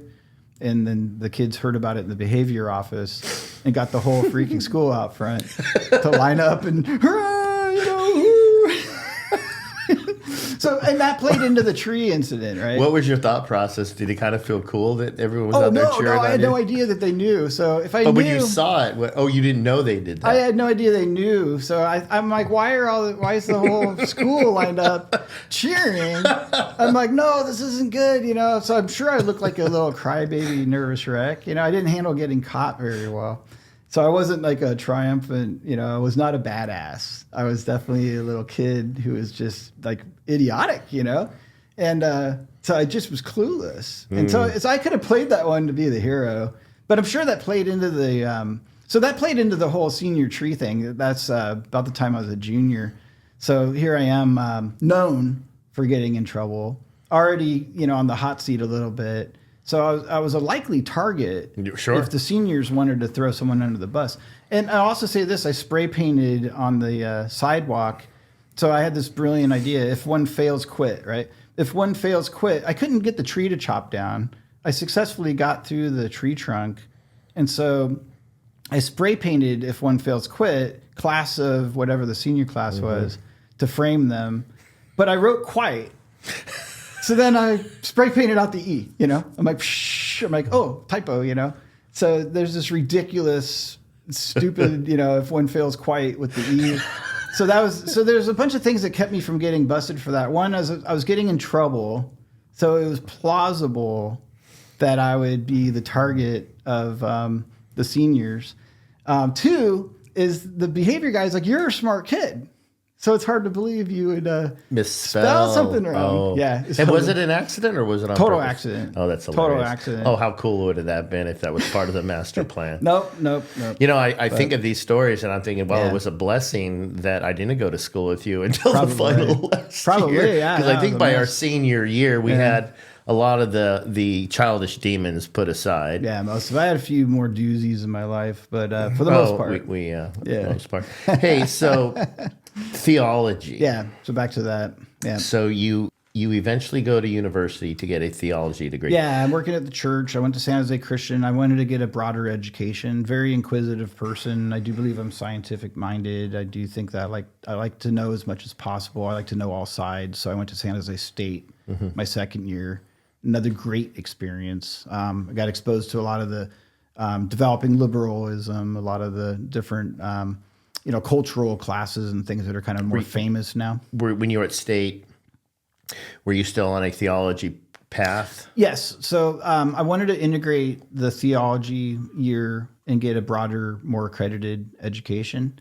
And so there's two potential places I could have finished college. One was Grove City, Pennsylvania, and that happens to be Biden's alma mater, by the way.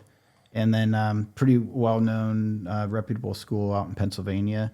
And then Biola, which was more theologically oriented. And I opted for Biola in Los Angeles. So that's so I left my little church part-time college deal to go finish school in Los Angeles. How do you feel that your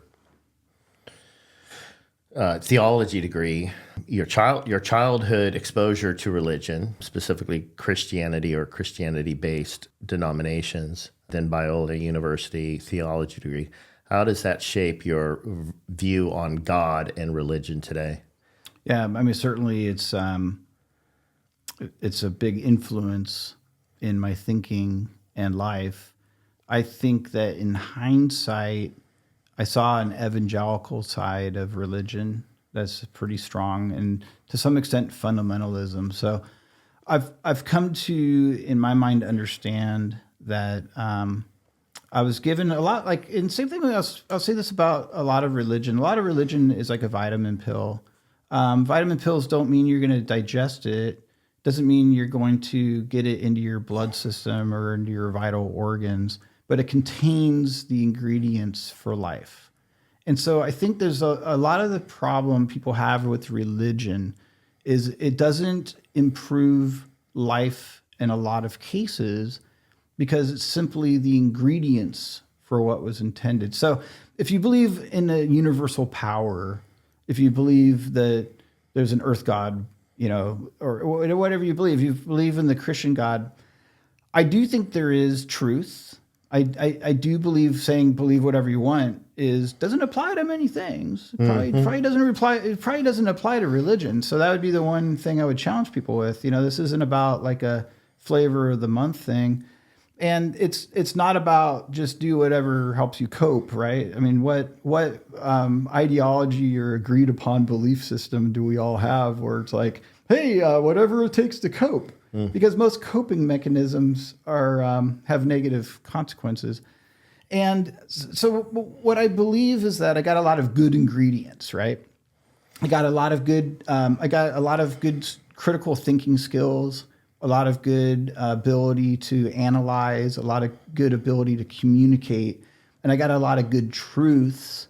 And at the end of the day, I realized it gave me, like anything else that helps you learn to think and communicate, it gave me a lot of the ladder steps for success in being able to think and be able to function as an open-minded human being. But at the end of the day, I believe reality and the reality of God and creation is much different than most or all religions kind of promote. What is that belief? My belief? Mm-hmm. My belief is that there is a design, there is a connectivity, there is a pattern, and there is relationship. And that basically after that, it's the job of the creator to connect to the created. And that however we fit into that scheme and however we fit into that connectivity isn't going to be something that's dictated by our belief in all that. It's not going to be dictated by what we think our job is. It's not going to be dictated by where we think you should go to church or how you should practice. I'm not going to lecture you and think that I'm promoting this reality properly. I'm going to wait to see what you ask, and you did. So it's cool. Fair game. But I don't have an agenda, right?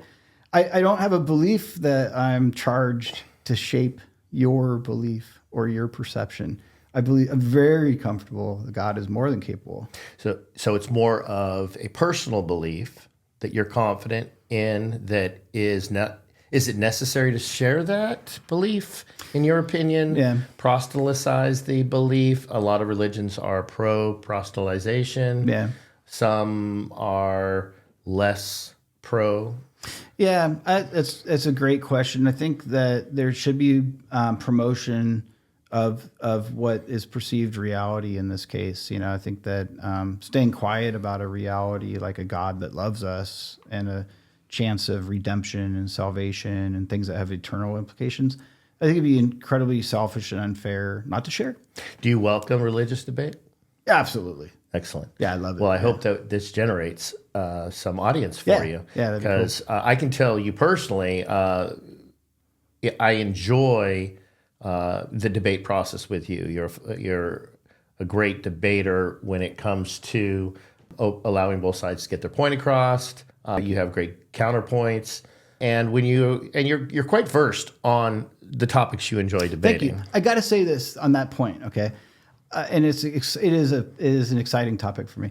It's something I was hoping we would get to talk about, but it's about evidence, and it's about critical thinking. It's about figuring out reality. So what I'm realizing, especially in the last year or two, is that there's this use of the word proof. Okay, so I want everyone to think about this word proof, right?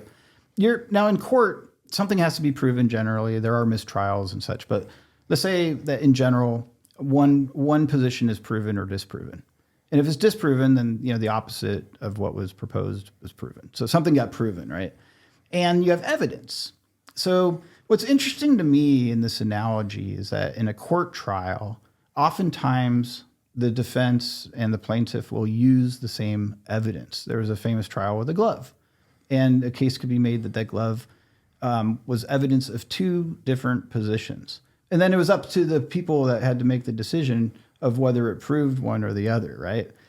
So when you talk about proof of God, okay, we talk about Neil deGrasse, right? And a lot of times, this is fact. This is science disproves God, or this, that, or the other thing. So amongst all the wonderful content and amazing facts and interesting things you see, there's this vein of we can rule this out because of this evidence.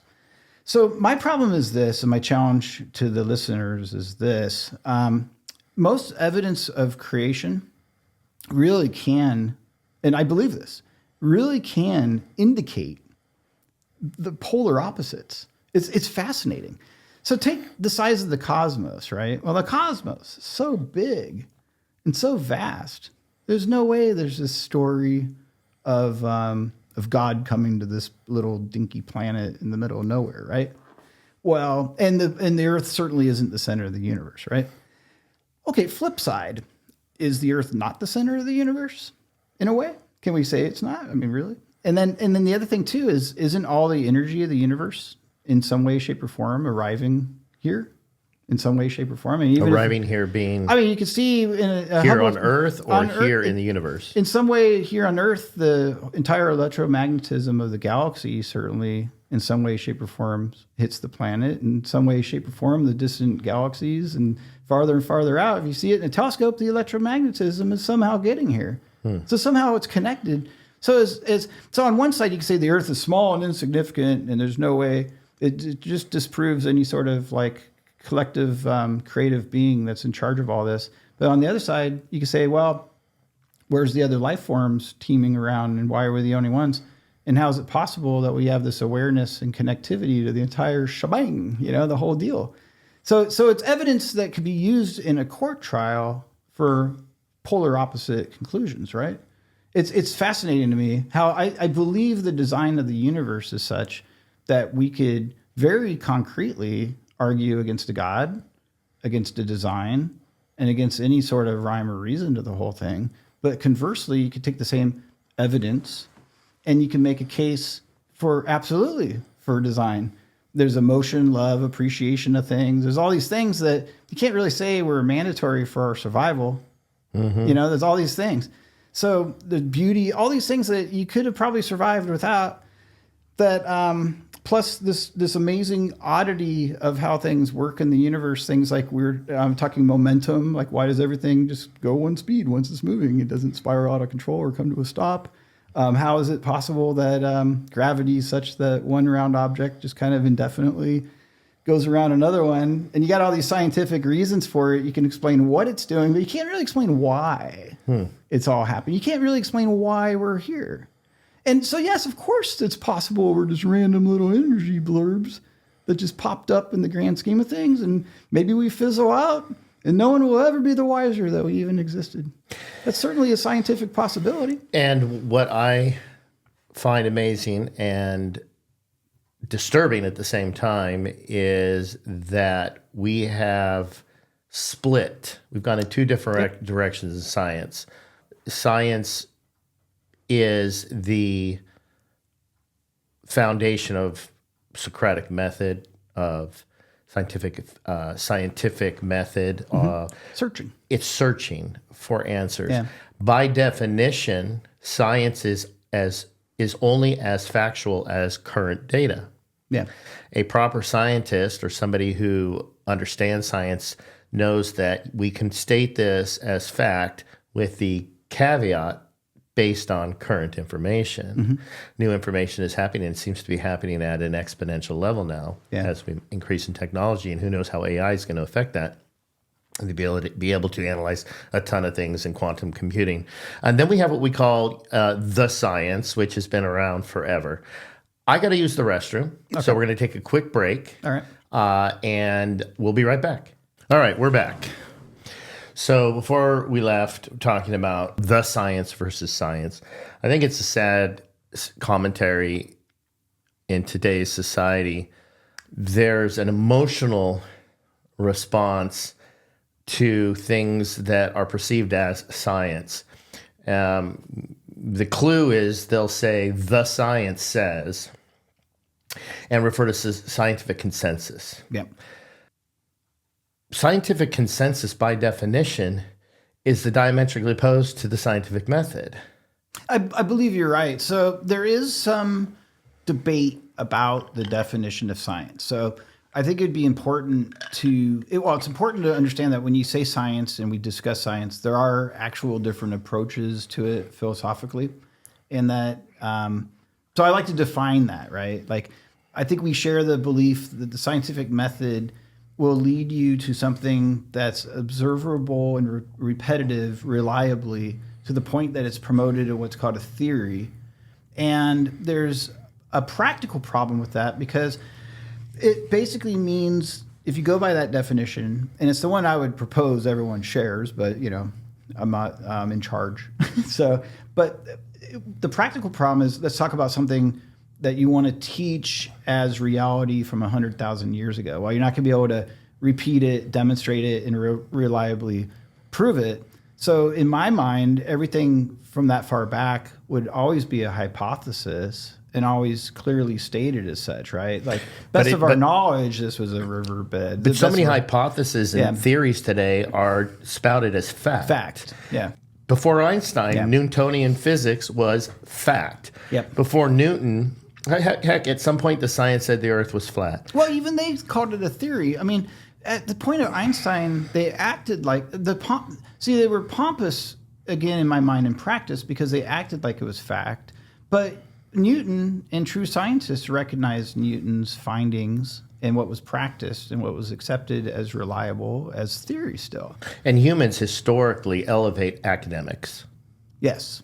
So there's an immediate assumption you're smarter than me, you have a degree or you have a title. Well, the commercials where they wear the white. Exactly. Gown. Yeah, okay. Yeah. 8 out of 10 doctors say that this cigarette is the best cigarette.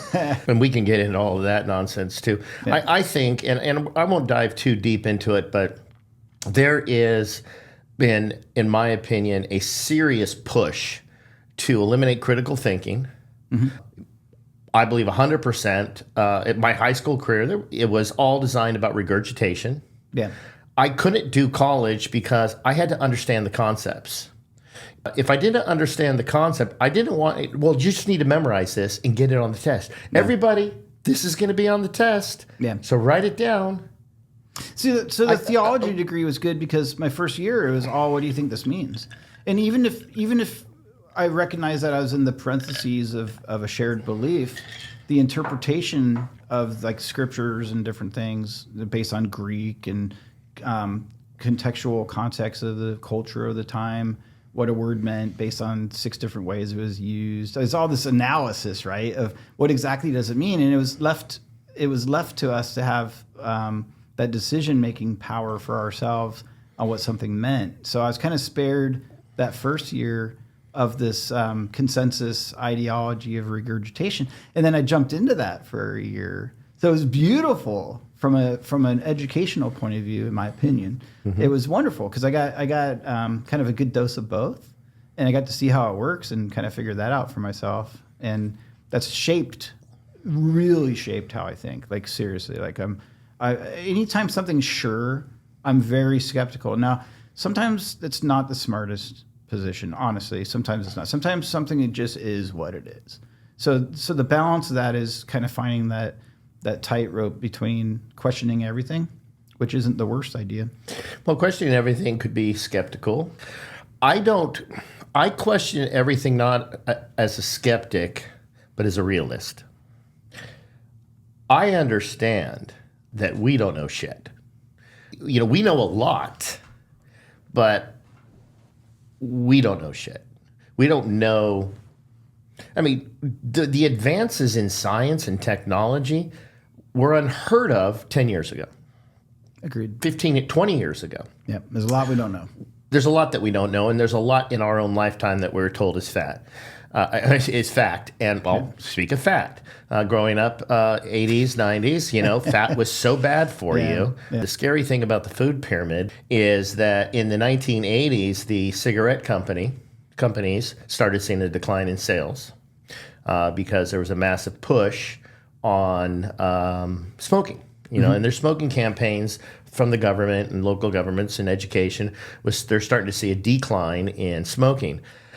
In the late 80s and 90s, the largest mergers and acquisitions, M&As, in the history of the United States happened between the cigarette companies and the food companies. Yeah.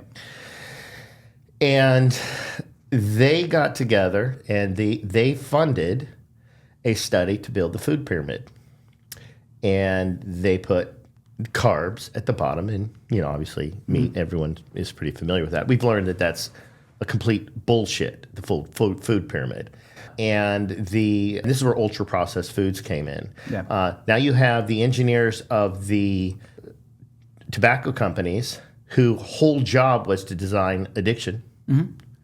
Now in the food business, to, in my opinion, design addiction with foods and pretty much destroy our health. You look at pictures of beaches in anything sub 80s and sub, fat people out there. Mm-hmm. Anything 90s and above.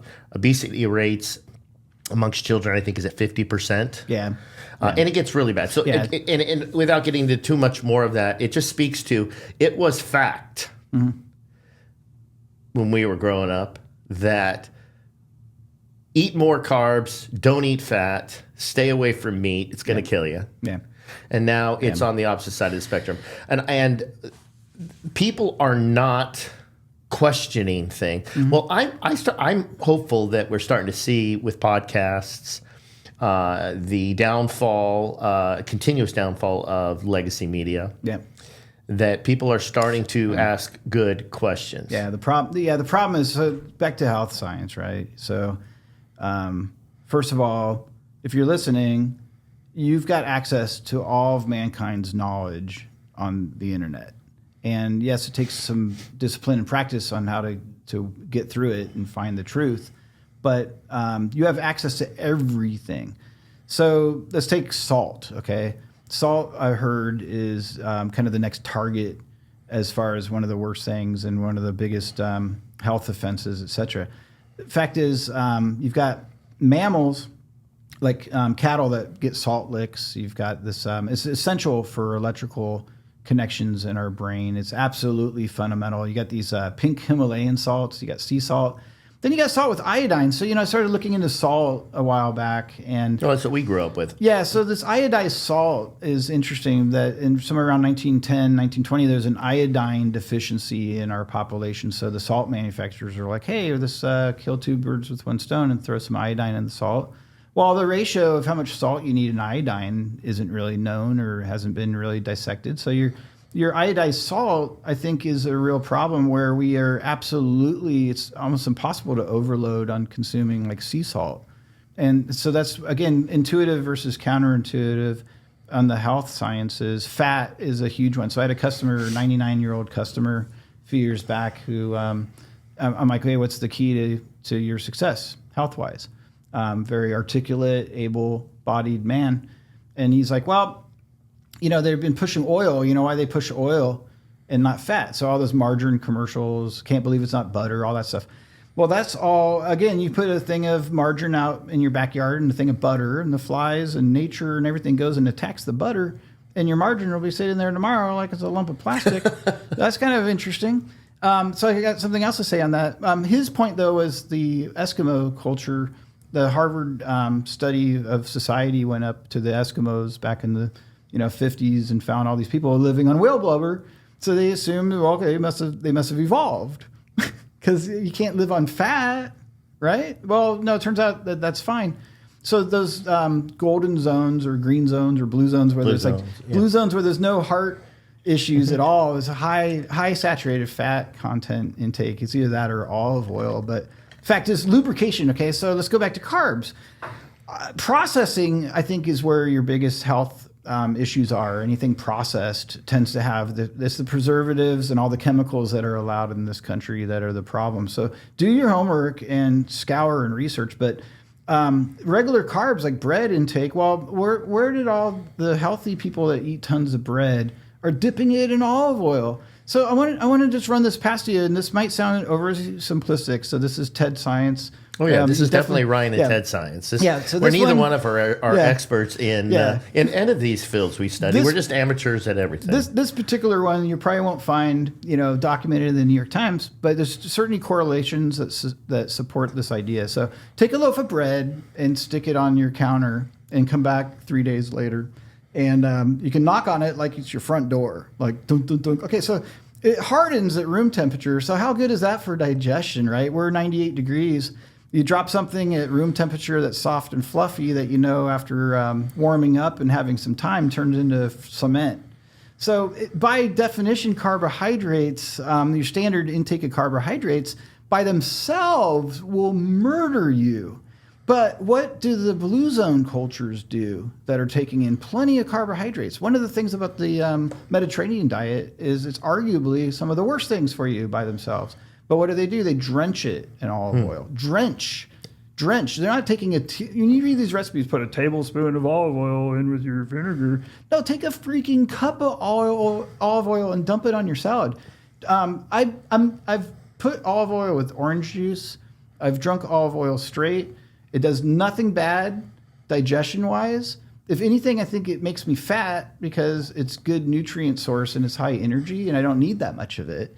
But in general, you can be very generous with your olive oil.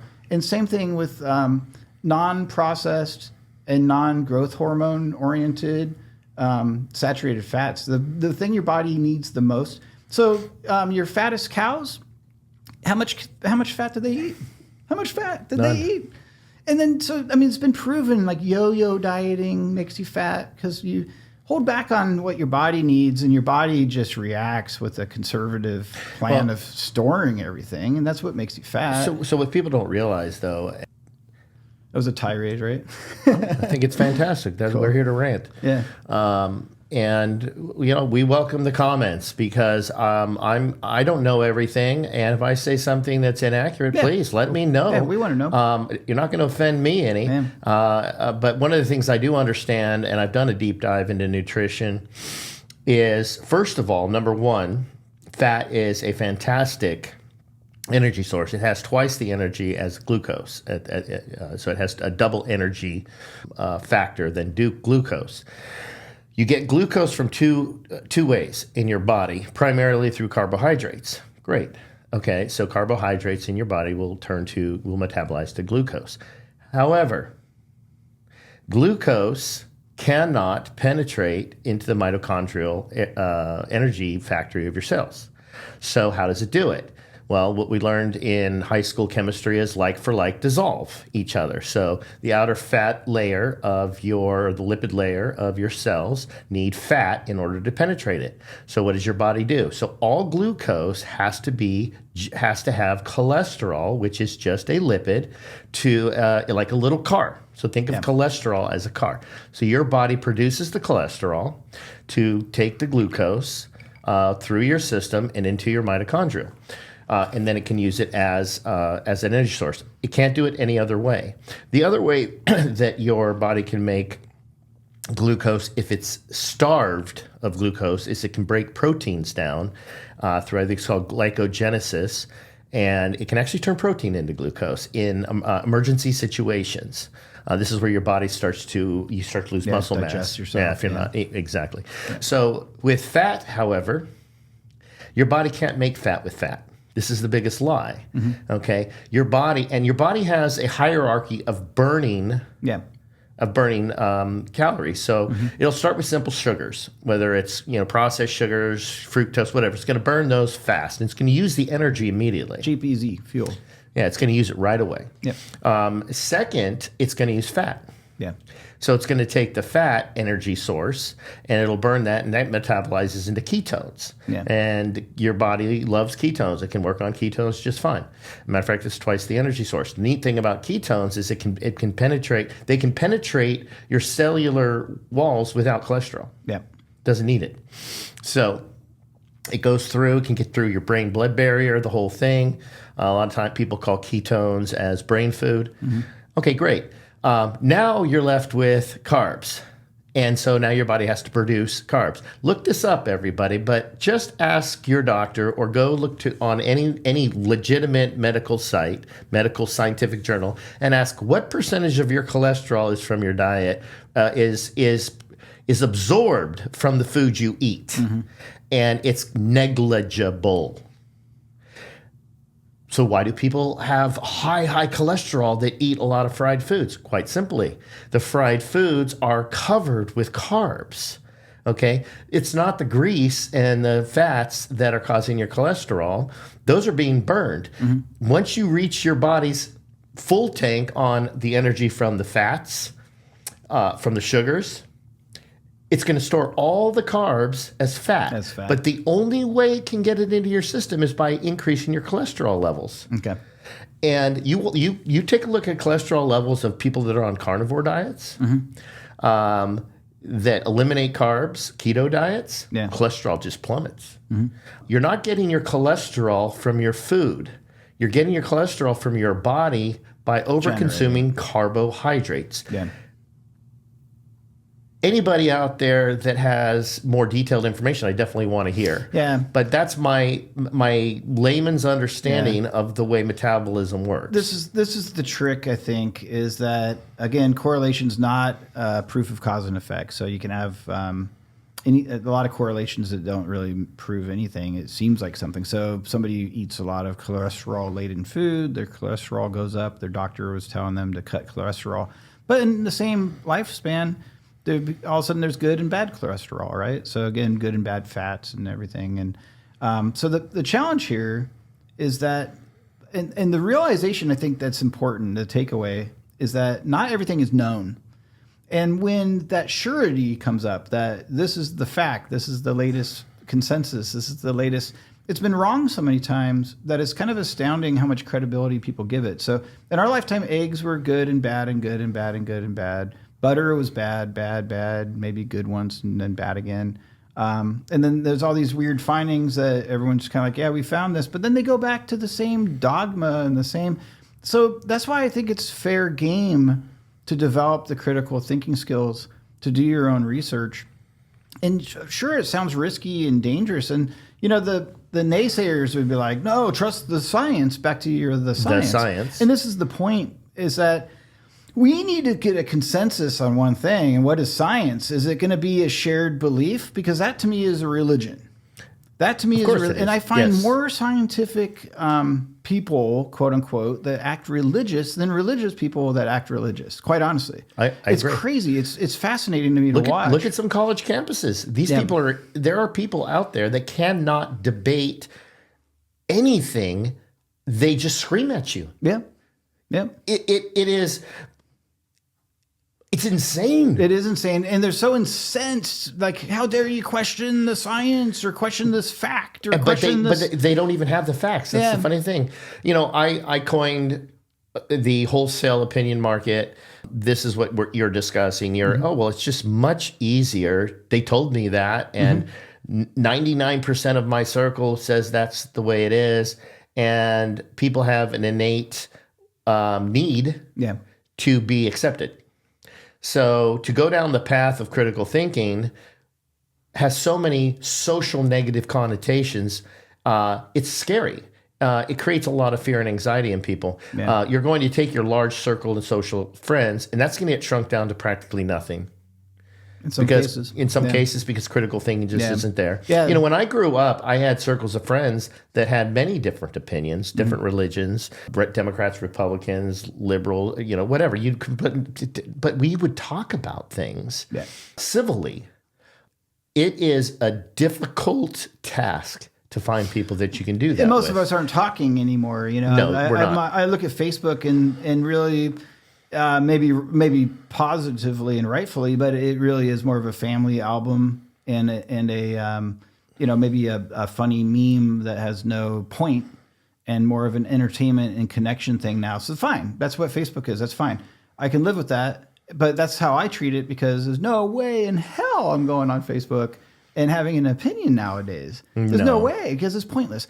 Because I can't sway anyone. No, we'll get a lot of hate from my podcast, from this podcast. Yeah, but I'm so nice. We'll also get a lot. Well, we'll also get a lot of really good critical thinkers. I hope so. No, I guarantee it. Yeah, we're going to get a lot of good critical thinkers, and I'll sift through it. And I have no problem engaging with good thought, provoking dissent. Yeah, I think it's healthy. Yeah. Let's change gears to traverse off of your religious foundation. Okay. And actually, I want to actually say your theological foundation. Religion has a bad connotation. Fair enough. So let's go with your theological foundation. You have a bachelor's in theology. Correct. So you're well-versed in a lot of different theology, correct? Or was it strictly Christian theology? Well, as far as like world religion, I'd say I'm rusty at this point, but yeah, that was part of the degree. It was definitely a basic understanding of. So let's get into some things I'm interested in, and a lot of people out there. So I've had a lifetime interest in UFOs, now called UAPs, vastness of the universe, and how is it possible that we're the only people out here?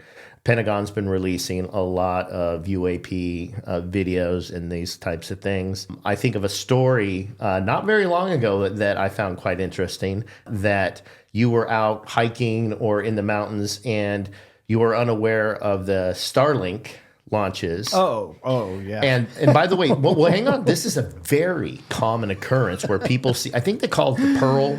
Yeah, string of pearls. String of pearls. Yeah. You are not alone on this. Oh, yeah, this is is caused panic around the planet. Yeah, Not so much anymore now that people understand it and it's been well documented. But gosh, just a few years ago when this all started happening, you saw this and were convinced, as many people, that this may just be a visitation. Yeah. Is that counterintuitive to your theological beliefs? Well, to be clear, there's been twice now that Elon got me with. So there was a Starlink launch. Go Elon! Yeah, go Elon! There was a Starlink launch in San Diego, and I lost it. Like the video of my kids were like, "Is that a UFO?" So I was wrapping up a job. It was night. My kids were at soccer practice, and the satellite launch is phenomenal. I mean, if you've seen it in person, it's phenomenal. I have not. So suddenly it's like daylight for about 2-3 seconds, like a lightning flash, but a little bit longer. And I look up, and there's all I can describe as like concentric circles. When he does these launches, he's dropping multiple satellites into orbit, and then they take a while in order to line up. So this is one of the Starlink string of pearls launches where you're talking 12 satellites being basically put in upper orbit and or in orbit. And this one created all these energy rings and light signatures and circles and purples and different colors. And so I had no idea what it was. I thought it was an EMP pulse. And so immediately I'm just thinking of my family. I'm on the phone. I'm running red lights. I'm trying to get to soccer practice so he can escape to the hills. I don't know. I was very... this is early on in the Starlink prosper. Yeah, very early. So then, some Google searching and such, it turns out they were doing this launch and it was going to be highly visible from the West Coast, et cetera, without really any advanced notice. And, it was funny. I mean, all the kids at soccer, we were filming it because it was still going on when I got there. It was like 10 minutes later. And all the kids were like, "What is that?" And you hear everyone in the soccer crowd, "Is that a UFO?" So I don't feel like a total idiot. No, you shouldn't. It wasn't. The disclosures weren't done well to see what to expect. Yep. So 2 years ago, I go out in my backyard in De Pere, Green Bay, Wisconsin. I go out in the backyard and it's 11 o'clock at night. And I'm in my yard and I look up and so the only way to describe it at that point, it was 3/4 of the way across the sky from my left to right, dead center. And I would say like conceptually, if you use like a ruler holding it up, there's maybe 3 inches between what looked like star after star after star after star, 18, 20, 22, somewhere in that range, 20-ish. Like basically filling the whole left to right center of the sky, moving along at a pretty decent pace. So at that point, I'm thinking. Actually, my real thinking was like a Chinese sneak attack. Okay. Like they were going down the center of our country, and they were going to tactically attack us or something. I mean, there's nothing in my mind, So I wake up the kids. I'm like, wake up! I don't know what's going on. Like, check this out. And partly because whatever it is interesting. Partly out of like fear that we might have to hustle and go into survival mode. I think it's funny in hindsight because most people are just like, oh, that's interesting. Even at the soccer game and everyone else, they're like, oh, that's interesting. And they're not overly concerned. They kind of have a baseline assumption everything's going to be fine. Well, it turns out I don't.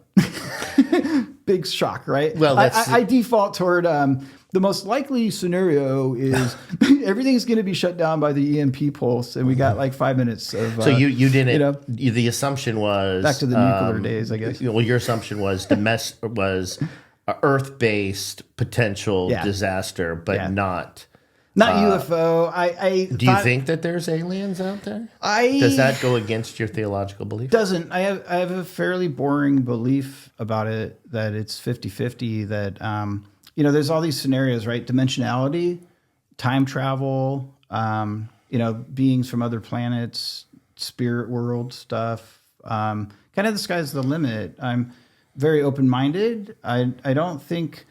So I guess if something happened that disproved Christianity, right? Mm-hmm. Like just disproved it, I would have to say like, well, how is that possible to absolutely disprove it? I'll give you a quick analogy on that, okay?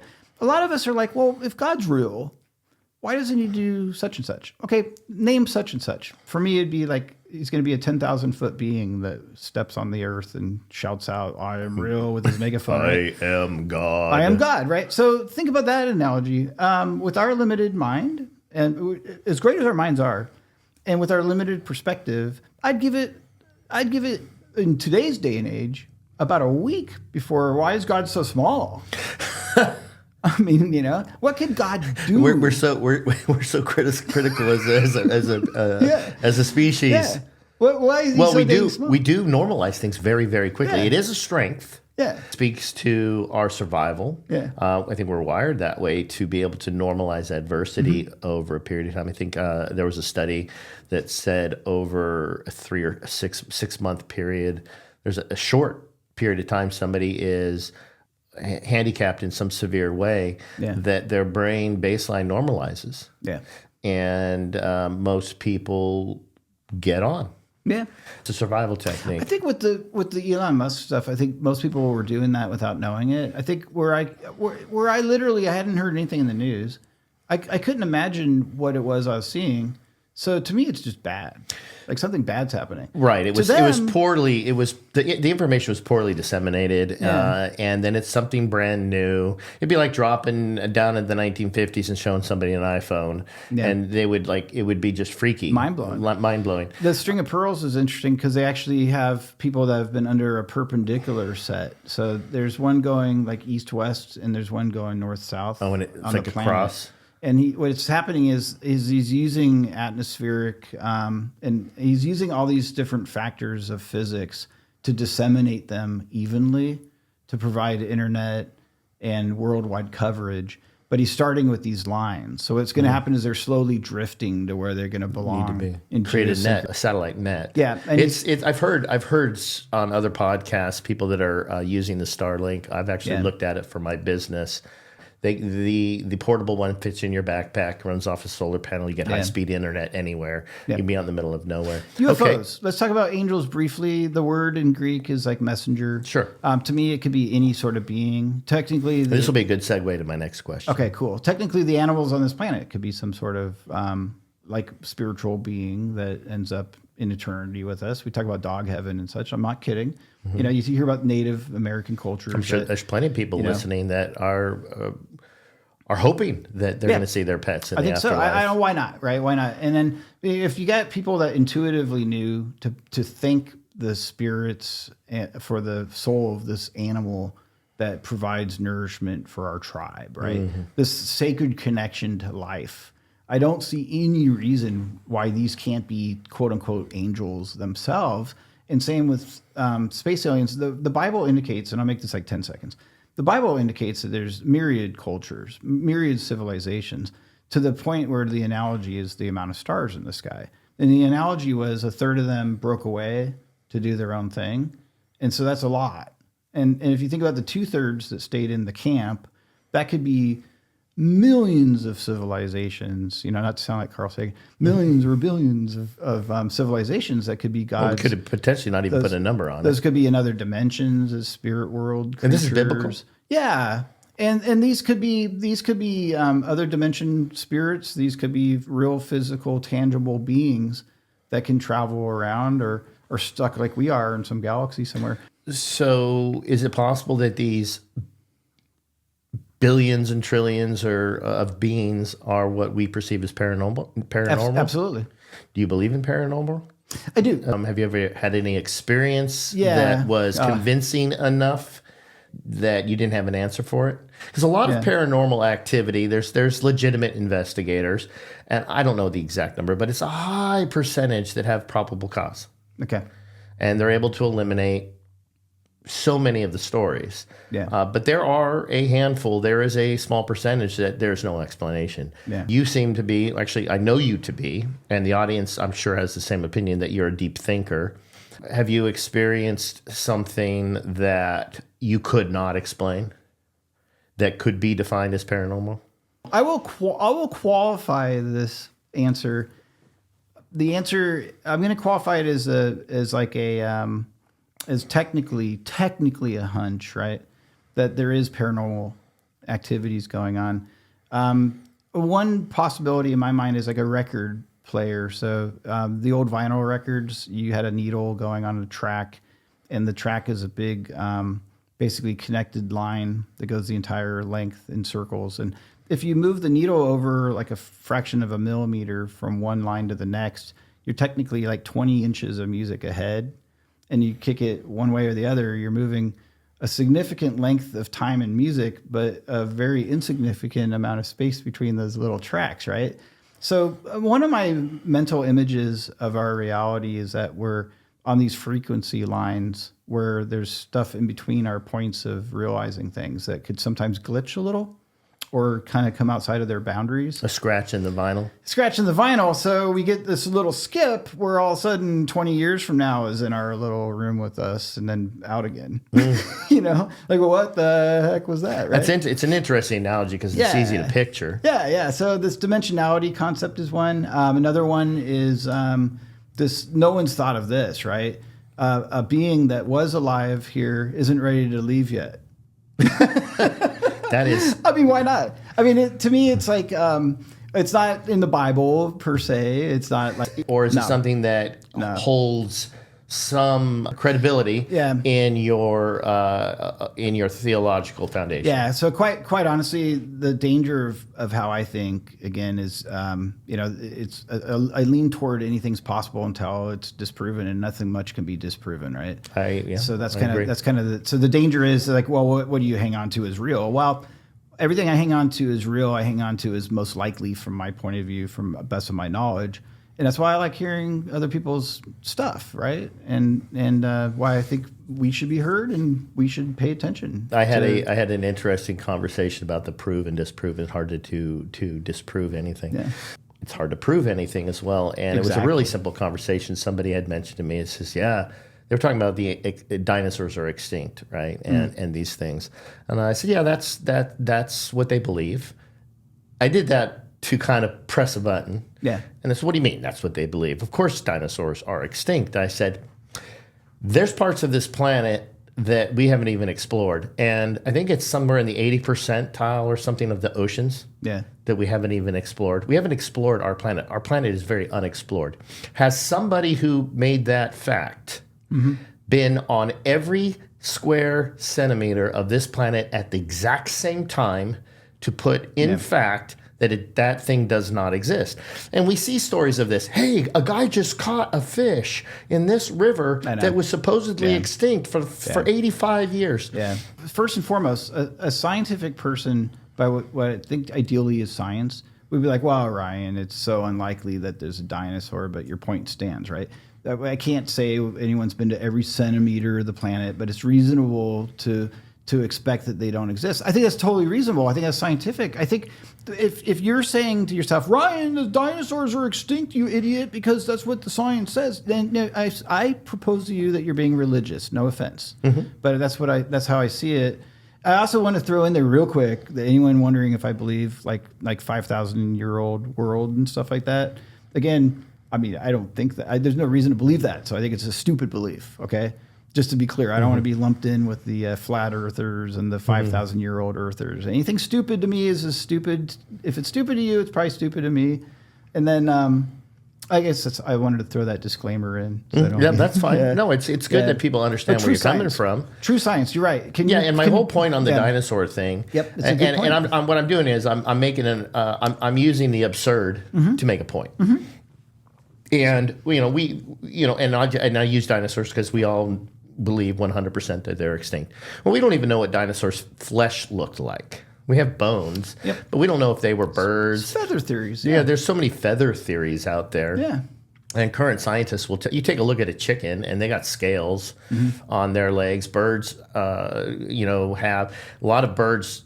Skeletal structure. Why is it that we don't have large dinosaurs? Maybe because of climate change, which has been around forever. That climate change is in fact a fact. We show all the different climate changes through our climate changes every 24 hours.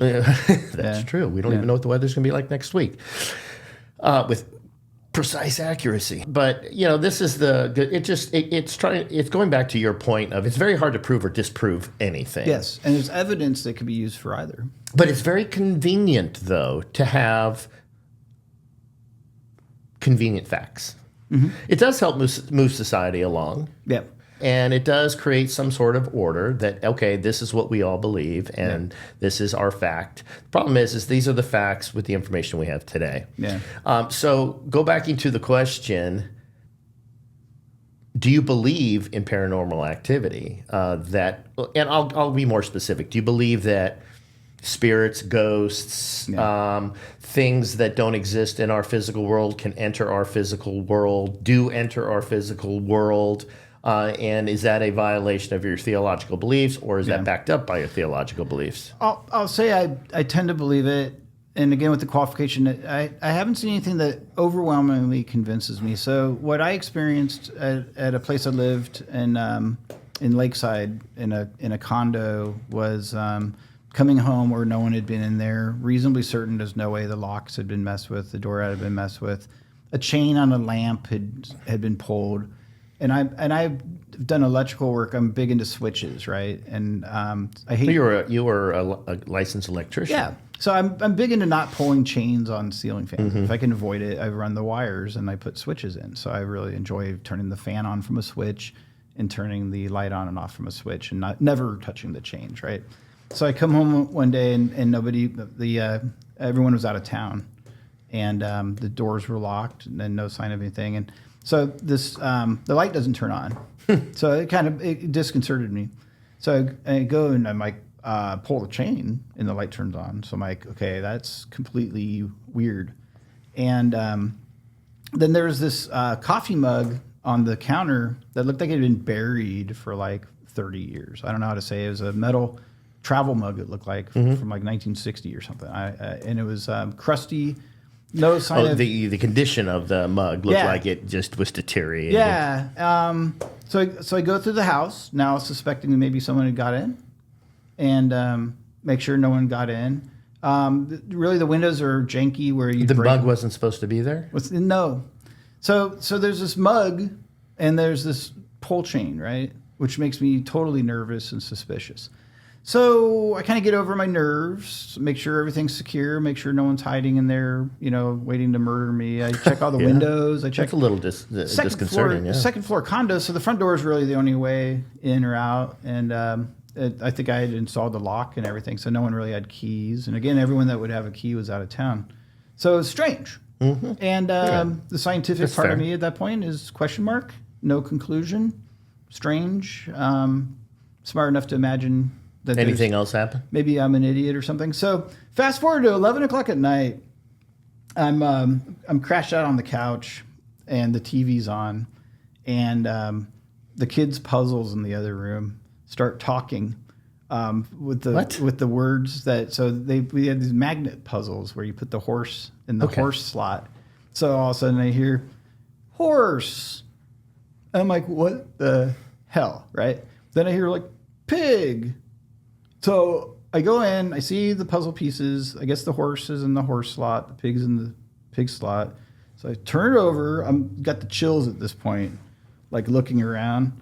And Did you notice if it was there before? no clue, right? Okay. So again, so you might have just not even noticed it. But I'm like totally like, what the heck, right? Mm-hmm. I'm like, what the heck? I make sure there's no pieces in the puzzle. Everything's far from it. All the little magnetic things that activate the little audio. And I'm like, go back into the room, and I sit down and I look at the TV, and it's Children of the Corn with all these high schoolers in the school bus. For those that don't know, this is a horror movie from what, the 70s, yeah. right? So these kids are all in the school bus out in farmland driving through the cornfields. Really? And you see this black, shadowy, horrific-looking, freaky demon thing running through the field, like keeping up with the school bus, if I remember right. And the kid's piano toy now is next to the TV on the floor in my sight. Like if I'm looking at the TV, it's in the corner of my eye on the floor, and it goes bing, bing, and I'm like, I changed the channel. Wait a minute. So is this, okay, this is fun. So is this piano toy where it's actually a piano, the key has to be pressed? I messed around with it quite a bit, like the next day, to verify that. But you have to press the key like a keyboard. You have to press the key. You have to press the key. Yeah, I think I would have ran out of the house. You have to press the key. So at a later date, it felt like there's something moving around and a couple other things happened, but it was that by itself was the one where I prayed. Did you move? No, eventually, but not because of that. And I did pray. I did pray that anything in there would leave. I felt like it was something evil and harassing and not positive. So it's alignment with your theological beliefs. It is, yeah. I mean, I believe that what people perceive as ghosts, unfortunately, the advice I'd have for anyone is don't mess with powers that aren't of God, right? Mm-hmm. That's to me kind of common sense. Don't mess with powers in the spirit world. Like, don't seek them. Don't try to, because you're talking about an unknown that you might be given permission to or openings to something that doesn't have good motivations. And unfortunately, ghosts to me could be loved ones, and it could very well be people. But it also may not be, and we don't know for sure. And they could be up to something. So it goes back to we don't know. Yeah, I mean, the reality is there's bad things in reality, right? That's the reality. I mean, like you look at in the physical world, why not in the spiritual world as well? Exactly. Yeah, and we see it all day long in the physical world. Yeah, so I think extreme caution. Even there's a lot of people that are into like white power and white magic and white, the positive energy of the universe and tapping it, through Wicca or different things that sound good that claim to be positive. And again, same point. Be extremely careful. Be skeptical. Generally, don't put your finger in the receptacle and see what power's in there. Assuming that you're going to have mastery over it and you can use it for good. Generally, err toward that side of caution. Right. That's sage advice. Definitely. Hope so. I'll take it. I would have ran out of the house. I'd have moved. Yeah. So, college, theology, childhood, where university and college was very promoted. Yeah. Definitely topic of conversation as you got closer and closer to it. But then, as you mentioned earlier, you went into the trades. Yes. Now, I'm a big fan of the trades. I've posted many things on X. about skilled trades. Without skilled trades, our infrastructure will collapse, and there is a huge shortage of skilled trades. Yeah. You went into the skilled trades. Your brother actually went into the skilled trades. He did, I think, 3 or 4 years of college. Yeah, 2 years. 2 years, okay. Yeah. And then decided I'm going to be go into the Carpenters Union. Yep. You came out of the theological world or working within, churches and things like this, and went into the trades. What was your motivation? So basically, Because that's just, it's like, that's like a complete life change. yeah. That's not something you walk out. You walked out of the church one day, you tripped and fell, hit your head, and woke up and said, "I'm going to go MBA." Yeah. So to give you the gist of it, I was in Los Angeles, and one of the people I'd worked with in the college ministry that was moved into a church in Santa Barbara and invited me to go out there after college and get going with ministry there. And it's funny in hindsight. I was very unforgiving of myself. I basically fell back into partying. You could say fell back into, or you could say I never really was past that. However you say it, I just wasn't really that mature. And I had the opportunity to go play poker and drink a bunch and hang out. Poker's fun. And there's a big party town, by the way, in Santa Barbara. And so this church I was with, very young leadership. I was the youngest, but I got to preach a couple times and run a youth ministry. And I worked with the guy. I was 22. The guy I was working with was like 27, and the guy in charge was like 30, right? So in hindsight, wow, like young group. And we were like the ministry team. And I think there was a children's pastor or something too, a couple.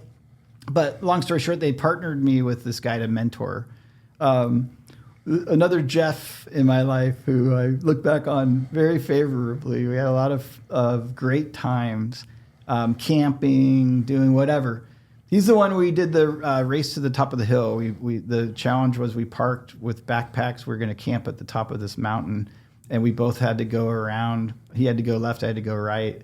And whoever got to the top first had to like cook or whatever, won the bet. And I was up on this hill watching him get chased by a bull across a field. Like, it was hilarious. He's walking into this I didn't think it field. was hilarious for him. Oh, I bet. I was like, Jeff! He couldn't hear me, but he kept looking behind him walking. And then the bull started trotting. He looked behind him, started jogging. The bull starts running. And then all of a sudden, Jeff's like full sprint and gets over the fence in time. But I'm watching it like, oh my gosh. But Jeff was a party animal that was trying to get on track with not being a party animal. So they were like, hey, we're stick you with Ted. And then after youth group, hey, can you give me a ride home? So home was Isla Vista, which is the most heavily occupied square mile on the planet Earth during college season. And it's just taco shops, partying, so you name it. So it took a couple months for me to just kind of slide into this playing euchre and all these fun card games after work. And the beer came out, and I just started getting blasted and playing cards. And then next thing you know, hey, you want to go camping with us in the mountains? And so I was kind of living a double life for a while.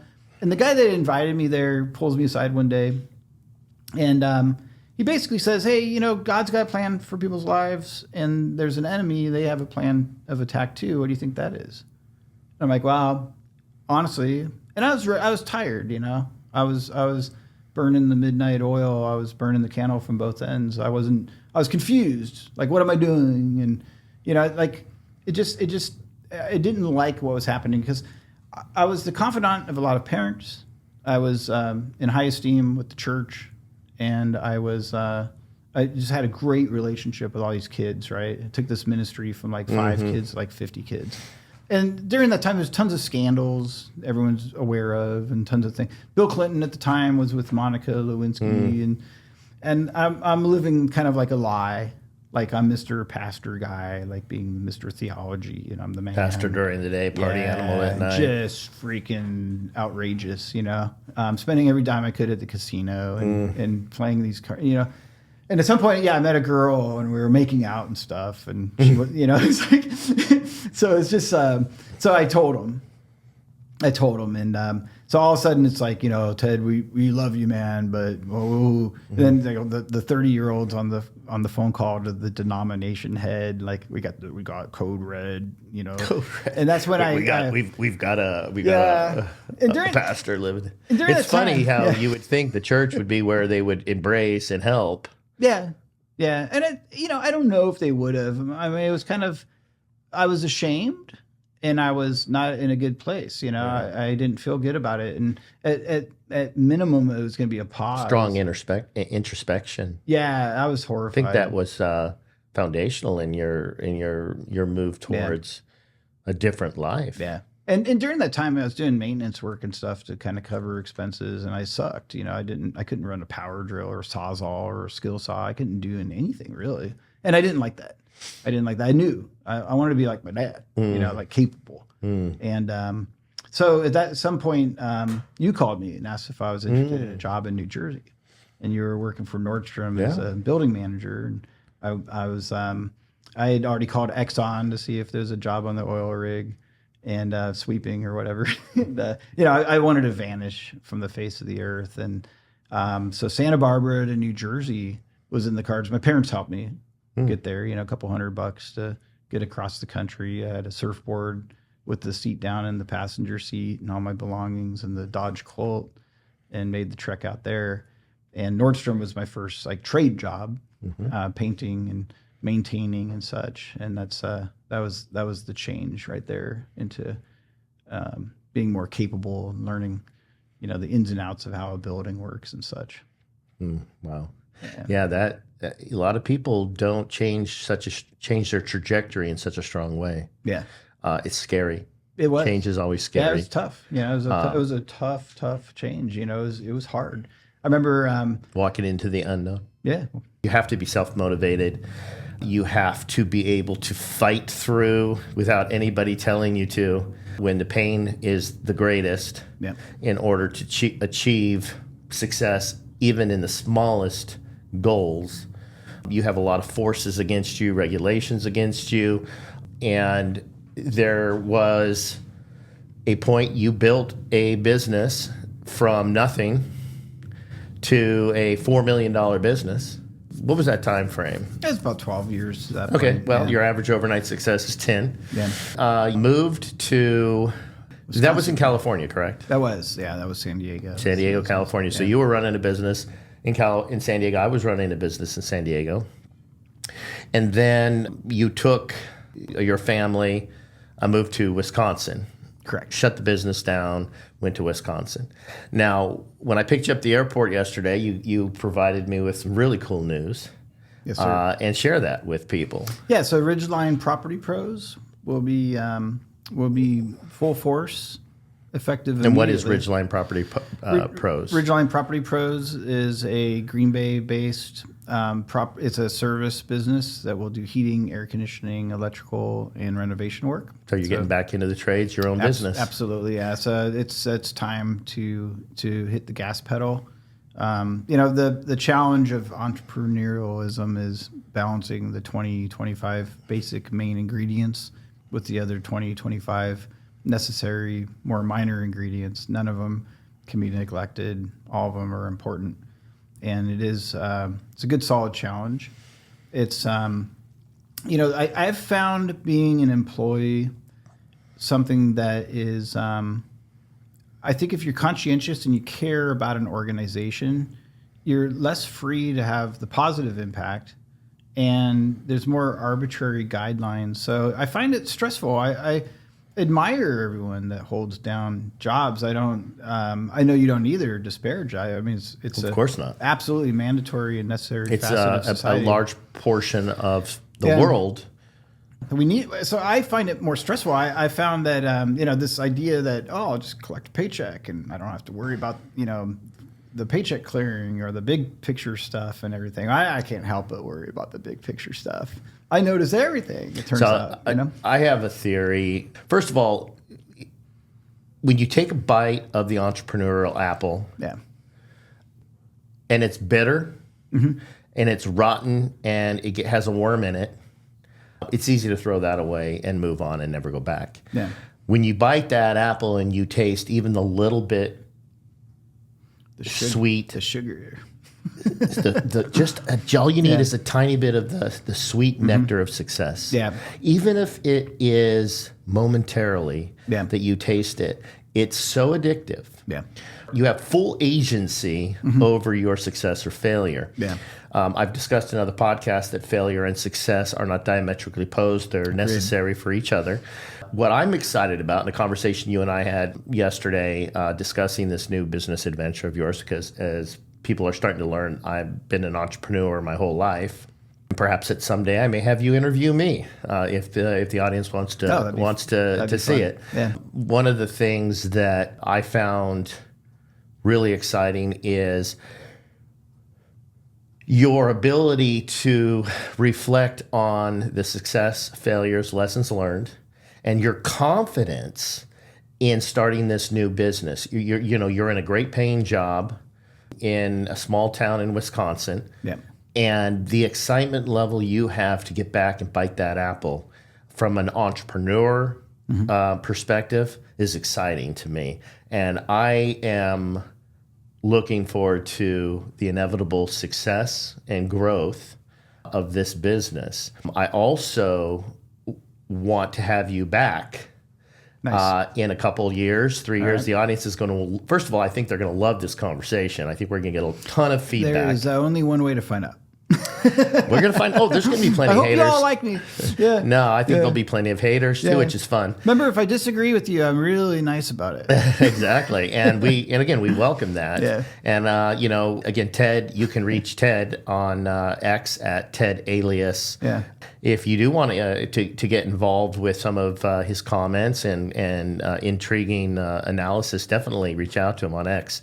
I guarantee you he would enjoy the back and forth banter and Absolutely. debate. Yep. What I am excited for, because I've seen you in business, and I've seen you struggle just like any business person does, and I've seen your tenacity. I've also seen your growth and wisdom. Thank you, and that reflected last night in your confidence with this. It wasn't a childish or immature, I'm starting a business, I'm ready to go, I'm ready. Yeah. It really was well thought out. You had an amazing business plan that we just discussed briefly, and discussing about structure and discussing about the process. But what I really like, I think what was the most encouraging is that you did, and this is a big trap for people that go through the ups and downs of starting a business, is getting caught up in the process and never taking the first step. Absolutely. You have developed the process with as much knowledge as you have, and you've actually taken the first step and closed your first contract. Correct. Outstanding. And this is what more people need to do. They have to gather the information. Yeah. But understand that they're only going to get more information as they step forward. I use the Minesweeper analogy. Yeah.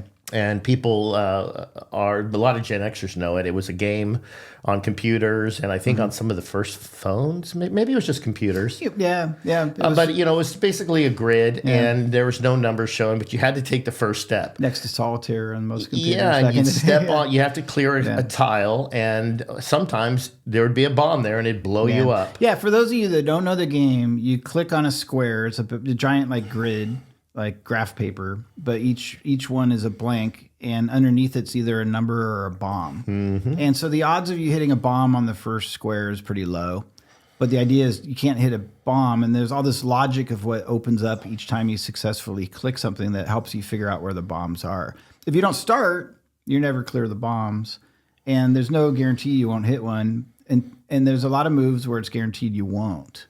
But there's times where you have to make a decision. It's when Ryan ran this analogy past me, I got to say I'm stealing it permanently, because it's such. You're welcome to it. I do charge a licensing fee. Absolutely, and I'll pay it, and in tenfold. No, but the point is that it's situational logic. You can chess game your business all you can. You should. You can't know all the variables, and there's that wonderful dividing line between planning and action. And at some point, you got to click that square, and then you're in the game. And it is a lot like jumping in a pool. Every time I start a job, every time I start something, it's like, ooh, do I really want to get in there? And once you're in, and then you're swimming and you're dealing with it and you're making those decisions and you handle it and you got to have that confidence. But the analogy is so good. It's so good as far as making that move and that click. So. Well, hopefully we've inspired some people out there, Ted. I think, I know we've made people think. I'm sure we made a couple people mad. That's fine. And this has been extremely enjoyable. We have so much more to unpack in our life. So there will be second, third, and fourth visits. I'm confident this will be a very popular episode. And I think people are going to be excited to see your journey in entrepreneurialism. As I do discuss that with a lot of my guests, it's obviously something I'm passionate about. So I try to bring business people and people who have been successful and failed and been successful and got back on the horse and bitten the sour apple, then searched for the good apple, played the minesweeper game successfully, and we all can learn from that. So thank you for flying out from Wisconsin for the weekend. I appreciate it. I'm sure the audience appreciates it. And safe travels. Thank you for coming. Thank you. You've been listening to Real People, Real Life. Our passion is to have real conversations with real people who've made it. Real people who've made it, who did it on their own terms. We'll be back soon, but in the meantime, catch us on Twitter or X at RPRL Podcast and on YouTube at Real People, Real Life Podcast.